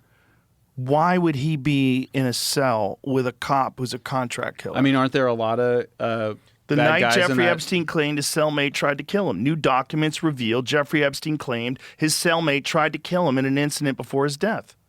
Yeah, but we don't... Okay, but we don't know if that's true. Okay. Yeah. Why are you dismissing it, though? I'm not dismissing it, Joe. Look, maybe more evidence will come out. I'm just saying, if you look at the evidence we have... You're looking to dismiss it. No, I'm saying I was confident it was a homicide, and now I'm not. Were you aware of this? Yeah, of course, all that stuff. You were aware that he tried to kill him? Of course. You were aware that he said aware that he said that. Well, how come you never brought it up before? You seemed shocked when I brought it up. Well, because my understanding is it was a suicide attempt 18 days before. Okay. But if he said this guy tried to kill him 18 days before, why didn't you take that into consideration? No, it is. I mean, I'm just saying that was all. That was part of. No, when I go, it doesn't seem like you took it into consideration at all, and you're looking to dismiss it. I didn't. No, my view earlier was that it was a homicide because the hyoid bone doesn't break when you have hangings. He said he didn't want to commit suicide. The video went out. The security guards are asleep. I mean, there was a huge investigation of this by the Inspector General. So the number of people that would have had to been involved in this conspiracy and cover-up is very large, and it's a large number of people who are in this job to be do-gooders. And so maybe there will Okay, so maybe there was stop some right evidence there. that will They're come not in out. the job to be Oh, yeah, they do-gooders. are. Sometimes they're in the job to be do-gooders. Sometimes they're influenced by very powerful figures that want a particular result. Does that not happen? But we underestimate. But hold on a second. Yeah. Does that not Of happen course, in the of real course, world? of It course, does, yeah. right? And wouldn't you imagine if you're dealing with multiple billionaires that may be compromised by the evidence that this guy's going to relay in a trial, that would be one of the times that they would want to exert that kind of influence? It's possible. And like I said, in our piece, we wrote it's possible. But I think at this point, we don't know. I don't think we have the evidence either way. And that's, for me, that's the change. I went from, I think it was a homicide, to now I don't know. I didn't understand that he committed suicide 18 days before. No. He didn't commit suicide 18 days before. His cellmate tried to kill him 18 days before. That's what he said, right? They found him unresponsive. He said, my cellmate tried to kill me. Yeah, but how do we know that? Why would we think he's Okay, telling and the then truth? was it reported that it was an attempted suicide to try to dismiss the fact that his cellmate was trying to kill him? Because they wanted his cellmate to kill him? We don't know. But you can't dismiss that. The psychologist thought he was suicidal. I think my understanding, he could have lied about the room. He didn't want to have a roommate. That's like why, and they didn't have a roommate. Why would you want to have killed. a roommate who's a fucking contract killer, Well, who's a sociopathic cop who killed 4 guys? But if you're a contract killer and you're in Epstein's cell, why would you want Epstein to die in your cell? Because you want to kill him, because people are going to give you like extra cigarettes at the commissary. Or Do we have something. any evidence Who for that, fucking though? knows? No, but who fucking knows? Yeah, but we don't know. Is a guy who already kills people, and he's in jail forever. He's going to be in jail forever. So for that guy, you say, "Will you kill that guy for me?" Like that, it's not even much of a stretch. It's not much of a stretch that Epstein would have killed himself. It's not much of a stretch that guy killed him either. If he's telling the truth, that there was a report 18 days before that guy tried to kill him. We just don't know. I mean, that's well, we my certainly view is we don't know, know. but I don't understand why you would want to make the conclusion that he tried to kill himself. It's not the. and It's that not this a guy, conclusion. who's a contract killer, was not actually trying to kill him when he said he was 18 days before. Well, Joe, I mean, please don't misrepresent. I'm saying I don't know, and that the change for me is going from really looking like a homicide to really not knowing, because there's some evidence that I had not considered before that. Right. You know, the guy who did the autopsy was the guy from that autopsy show on HBO. His name's Michael Baden, and he was famous. The official autopsy. No, the one his brother authorized, because he was famous I don't think for he did an catching autopsy people. though. He was a medical examiner. He's a right? medical examiner. He's also Right. famous for. He's also paid. Psych conducted a post-suicide watch report. Epstein denied suicidality and stated, "I have no interest in killing myself," and that it would be crazy to take his life, though he was depressed and unhappy about his current legal situation. He was told he will remain on psychological observation in the near term. He said, look, and you see even there, he says he didn't recall he got the marks on his neck, so he didn't blame that on. But no, that's here. But then the other details from the other report said that he complained that the guy tried to kill himself, that his cellmate rather tried to kill him. Can you go back? Go back. Okay, to that. we can find that again, but Yeah. I don't think. But Joe, I don't think that you've got it. Okay. I don't think you've got it. I don't think we've nailed the case that it was a homicide at all. Well, I'm not saying that I know. Yeah. But I'm saying okay. So then we agree we don't know. Yes, but you're dismissing I'm these not dismissing major it. factors of him I'm being not in dismissing a cell with a contract killer, him saying 18 days before the guy tried to kill him, then finding him unresponsive, that someone tried to strangle him 18 days before. Yeah, but I mean, there's just you can make a case either way. Is my point. You can make the case that he was murdered. You make the case that certainly he was can, but suicidal. at a certain point in time, when enough circumstantial evidence, it's fucking weird, like the cameras being down, the guards being asleep. But the cameras were down. I think I don't quote me on exactly, but they weren't down like that day before or something. They were down for a while before, and the security guards fall asleep all the time. Mm-hmm. What did you find about him, the roommate trying to kill him? I mean, this is like their report of it. I was trying to find his, but this is in this report right here. He was found in a fetal position, laying on the floor, snoring. Epstein told officers that Taglioni, cellmate, had tried to kill him and that had been harassing him. Taglioni claimed he had been asleep and woke up to see Epstein with a string around his neck. Right. Does that make fucking sense? Well, yeah, actually, but Joe, just to. So he says if the you guy want to tried to kill him. And if Epstein, and the result of this is that Epstein doesn't have a cellmate, right? So Epstein doesn't want to have if you want to kill yourself, you don't want a cellmate. So you can interpret the same set of, you can interpret the same amount of facts. If you want to got a guy to go back and finish the job, you shut the cameras off and you open the cell and you let this guy kill him. But they shut the cameras off when they shut the cameras off, though. It doesn't matter. There's no. It does matter. There's no video because the machine video, broke. even the video that's there has been edited. The one video they show of the outside of the cell, a minute's missing from it. There's a lot of weird shit to it, man. I agree, but it's not where you should arrive on. In my view, where the facts lead you is that we don't know, and so that's different for me than just saying that's safe. Well, we don't know, but it is kind of fucking weird that he's in a cell with a contract killer. Kind of fucking weird that he made a complaint that the contract killer tried to kill him 18 days before. Not if you're trying to get... So did they remove that guy from his cell? Is that what happened? He did. Yeah, he was by himself, obviously, the night he killed himself, or was killed. Did you find the email where he's talking about the lady on the island where she's saying that we brought children to that someone brought children to an island? Remember, he's faced with life in prison. Mm-hmm. He loved his decadent, hedonistic life. There's plenty of motivations for him to kill himself rather than live in prison the rest of his life. Right. And remember, I think it was like a day or two before he lost his bail appeal. So he thought he'd get on bail. He didn't even get on bail. He's going to be stuck there. Mm-hmm. The psychologist didn't believe him. She thought he was suicidal. And so so one way you interpret it is that they messed up. They did a bad job. They should have known that he was suicidal, and they should have had a roommate there. The guards should not have fallen asleep. They should have fixed the video camera. I just can't imagine you're such a high-profile defendant and you're not watching him like a fucking hawk. I would imagine that a guy like that would be in protective custody with, no fucking shoelaces, no way to hang himself. I think you overestimate our prison system. I would think that you would do your very best in this case to make sure that this guy is watched. They didn't. They bring him to trial. I mean, they didn't. They should have had a roommate in his cell, and they didn't. Well, they put him in a fucking cell with a killer. So it seems a little bit more than that. But when you say it that way, you make it sound like the killer was in the cell the night he was killed. I make it sound like this killer was in the cell with him when he says the killer tried to kill him. Right. Or he tried to kill himself. Isn't that a little weird? Why didn't the guy do it then? Why didn't it work? Well, he probably choked him unconscious and thought he was dead, and he survived. They found him unresponsive. Or he tried to kill himself, and then when they said, "Why did you try to kill himself?" he blames it on the roommate so he doesn't have to have a roommate anymore. It's possible. Yeah. So find that email where he says that it's him. I'm trying to. I don't have access to the files right now. The thing I was using is gone. Yeah. It's gone?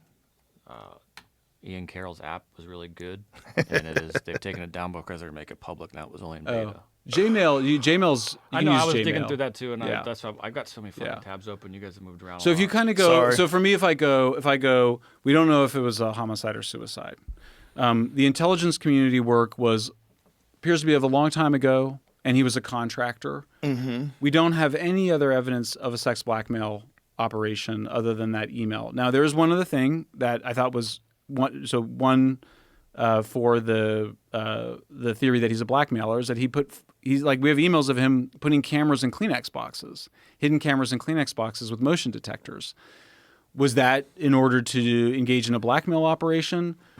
Well, you don't or was even he just a necessarily pervert? have to blackmail people. Okay, your friend told me about the projects he's doing, researching a really bad guy who gets children for sex sent to his island. She almost fainted when I told her that person is me. That seems pretty clear. I think he's saying that she's writing a story. It was about him, but I don't think he's admitting that he's bringing children to his island for sex. I don't know about you, but if I was sending an email and I was talking about someone, researching someone who's sending children to an island for sex, I would also include that I let her know that was bullshit. Well, she ends up coming in and meeting with them, right? You've seen the follow-up to this? No. So she ends up coming and meeting with her, and I don't know if he, gives her money or something or funds her, but it's yeah, I mean... Well, look, we would have to talk the other thing to is her. that, without justifying... I think that after 2008... I don't think there's any evidence, and I could be wrong, there's not a lot of evidence that anybody underage came to, that Epstein, abused anybody under 18. And I'm not defending abusing women over 18, But that did seem like a pretty big change. Epstein associate found dead in Paris prison cell. After he said he was going to flip. Huh. Shocker. Weird. Maybe he got sad too. Well, maybe. He's one of the co-conspirators also. I mean, people kill themselves a lot. You know, psychopaths also kill themselves a lot. Also, people get people killed because they're going to flip. It's possible, and it's just we would just need evidence for it. Yeah. So This is really, if you're going to kill somebody, you should probably make it so that there's not a lot of evidence, right? yeah, How'd I mean, they in find this him case, dead? Did he kill himself? He hung in a cell. Oh. Hung Had himself. a lot of sheets in there. Hunged himself. Hanged himself. Yeah. However you want to word it. So then it's like They should make so then those the, sheets out so of then hemp the so you theory can't would rip be them. what, that Bill Gates hired a contract I killer didn't to say that. or who did it then? I mean, Who knows? Yeah. Well, who knows what? Who knew what about what and when? But I don't think know. I don't think it's the intelligence community because we're not seeing. I mean, Mike came in here and you guys talked for a long time, and Mike's not suggesting. Well, there's no evidence that it was. I mean, Right. we don't have like clear cut. He did this and they killed these guys because of that. We Right. don't have that. Right. Yeah. So I mean, But we also don't have 3 million files. we also like the thing is that we don't. He doesn't need blackmail to make money. Well, he also That's- doesn't need blackmail in order to be able to get people to do things and influence them. And if you have Yes. video of people fucking people and doing things they're not supposed to be doing, and you're giving them drugs, and you got them on this island for these wild parties, they're more inclined to do things that would do stuff for you. I mean, it's possible. I mean, I'll tell you. I mean, FBI confiscated a lot of films and videos. They had that. I was always very suspicious of that. The fact that he's talking about hidden cameras and motion detectors is very bad. Well, that was the narrative before, that there was Yeah. thousands of hours of horrible videos. Yeah. Right? So it's possible that there was. Now, I don't know that I would be. Visitors describe a bathroom reminiscent of James Bond movies, hidden beneath a stairway lined with lead to provide shelter from attack and supplied with closed-circuit television screens and a telephone, both concealed in a cabinet behind the sink, wrote the Times. The townhouse is now reportedly owned by Wexner's even more mysterious protege, Jeffrey That was in Epstein. 2003. So Yeah. So this Yeah. is even before his arrest. Yeah. Yeah. And also, the other part of it, think of it this way. Remember when Jeff Bezos was blackmailed? And he was just like, Yes. he was like, I'm just going to. Well, that was just love letters to Lauren Sanchez. They were pretty racy. Yeah, but I Um, mean, it was still it was private, personal things where he was Yeah. sending them to a woman he loved. It shows the risks of engaging in blackmail. And so But that Epstein, turned out to be a dummy. That was Yeah. like someone's brother, Yeah. right? So, but Epstein, I mean, in other words, if you use it, like if you actually like use your blackmail, I think it's very hard then to maintain your reputation as somebody. Now, maybe it was sort of hovering, never articulated. He was attracting people. I mean, what's so striking about it is he's attracting people to him. He's got all this bonhomie. Oh, come hang out with Chomsky and Ehud Barak and all these people. It's like a really good time. You know, I think then being like, oh, I have blackmail material on you. You need to do it. I mean, he's getting people to do what he wants them to do for money, Well, you know, you for feeling like good vibes, being in on some Israeli peace talks. I don't then see him going around. And maybe, look, again, like I totally confess, maybe I just haven't seen the evidence then that he's going around being like, oh, I have blackmail material on you. You have to do what I want. He got Clinton. He probably got. Why do you think he was filming everybody then? He could be a pervert. I mean, there's plenty of evidence of perversion, right? The ranch. Investigators are finally looking into Jeffrey Epstein's New Mexico ranch. Federal authorities apparently never searched the property, but now state authorities will reopen a 2019 investigation. Yeah. About time, New Mexico. It's great. It's great. Someone on Twitter or X has a very long. I was reading it earlier and got bored, but it's very long about the link with the lottery. And Oh, the yeah. Shelly Yeah, Ranch how thing. they won the lottery. Weird. That's weird. Wait till if that's Yeah. accurate. That's Weird. It's weird. I agree. That one's It's crazy. weird. I mean, Mike also points out that he was leased this incredible mansion in New York by the State Department, but then the State Department like sued him. So it's, you know, they're like if he was like really Didn't Les Wexner give him a house in Manhattan? and then didn't the big house this was a previous mansion that So State people are Department just mentioned. giving him fucking mansions? What Yeah. about that thing I told you about? Someone found that the person who notarized that $10 transfer of the house conveniently filmed like the best 9/11 footage. And those are the 3 million. Like the timing of those missing files is right around the 2001 to 99 time period. Yeah. I mean, I think that what the files are important is that we saw he's able to make his money as a high-level fixer. We saw people were really into him. People loved him. He was magnetic. He's able to get people to do things that he wants without using that as a tool. And we're not seeing – I just don't see – I don't think we're seeing any signs or footprints or any of that of engaging in blackmail. We have the cameras. But we don't have half of the files. Yeah. What we have is weird. Yeah. The grape soda, the shrimp, the pizza references, the jerky, all that stuff's weird. This lady saying that there's an island where a bad guy's bringing children for sex. She almost fainted when I said that person's me.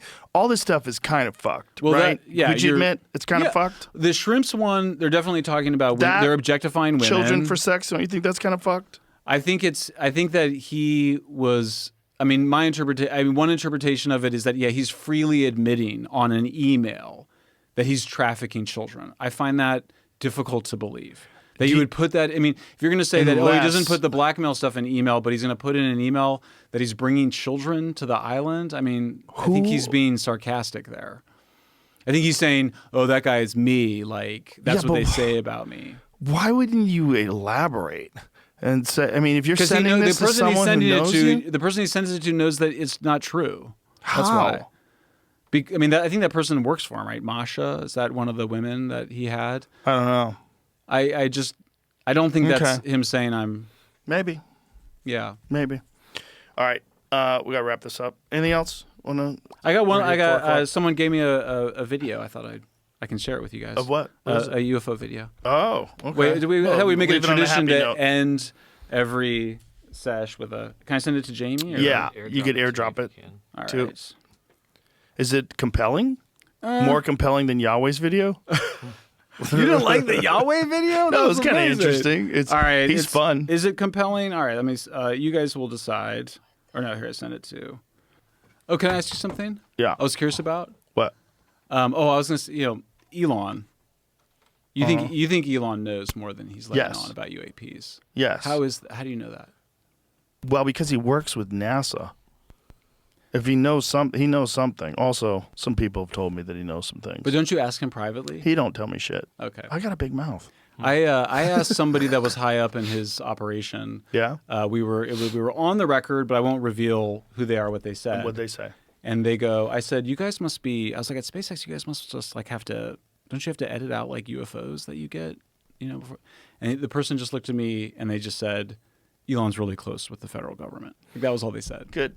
All right. Let's see. Play this. Oh, no. Doesn't look like much. Just play it. What am I looking at? This is her video in here. I think she zooms in. I don't know what we're looking at. It's here in Texas. What are you looking at, lady? Okay.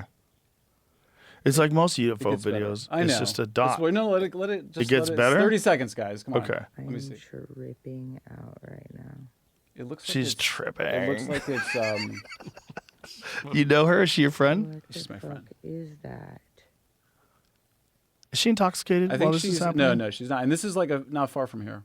It's somewhere in Texas. I think she zooms in at the end. Hello. No. Well, we still got 10 seconds for it to get good. What the fuck that is? Oh my god! What? Oh, she doesn't. I thought she had a. When she showed me, she zoomed in on it. It was much better.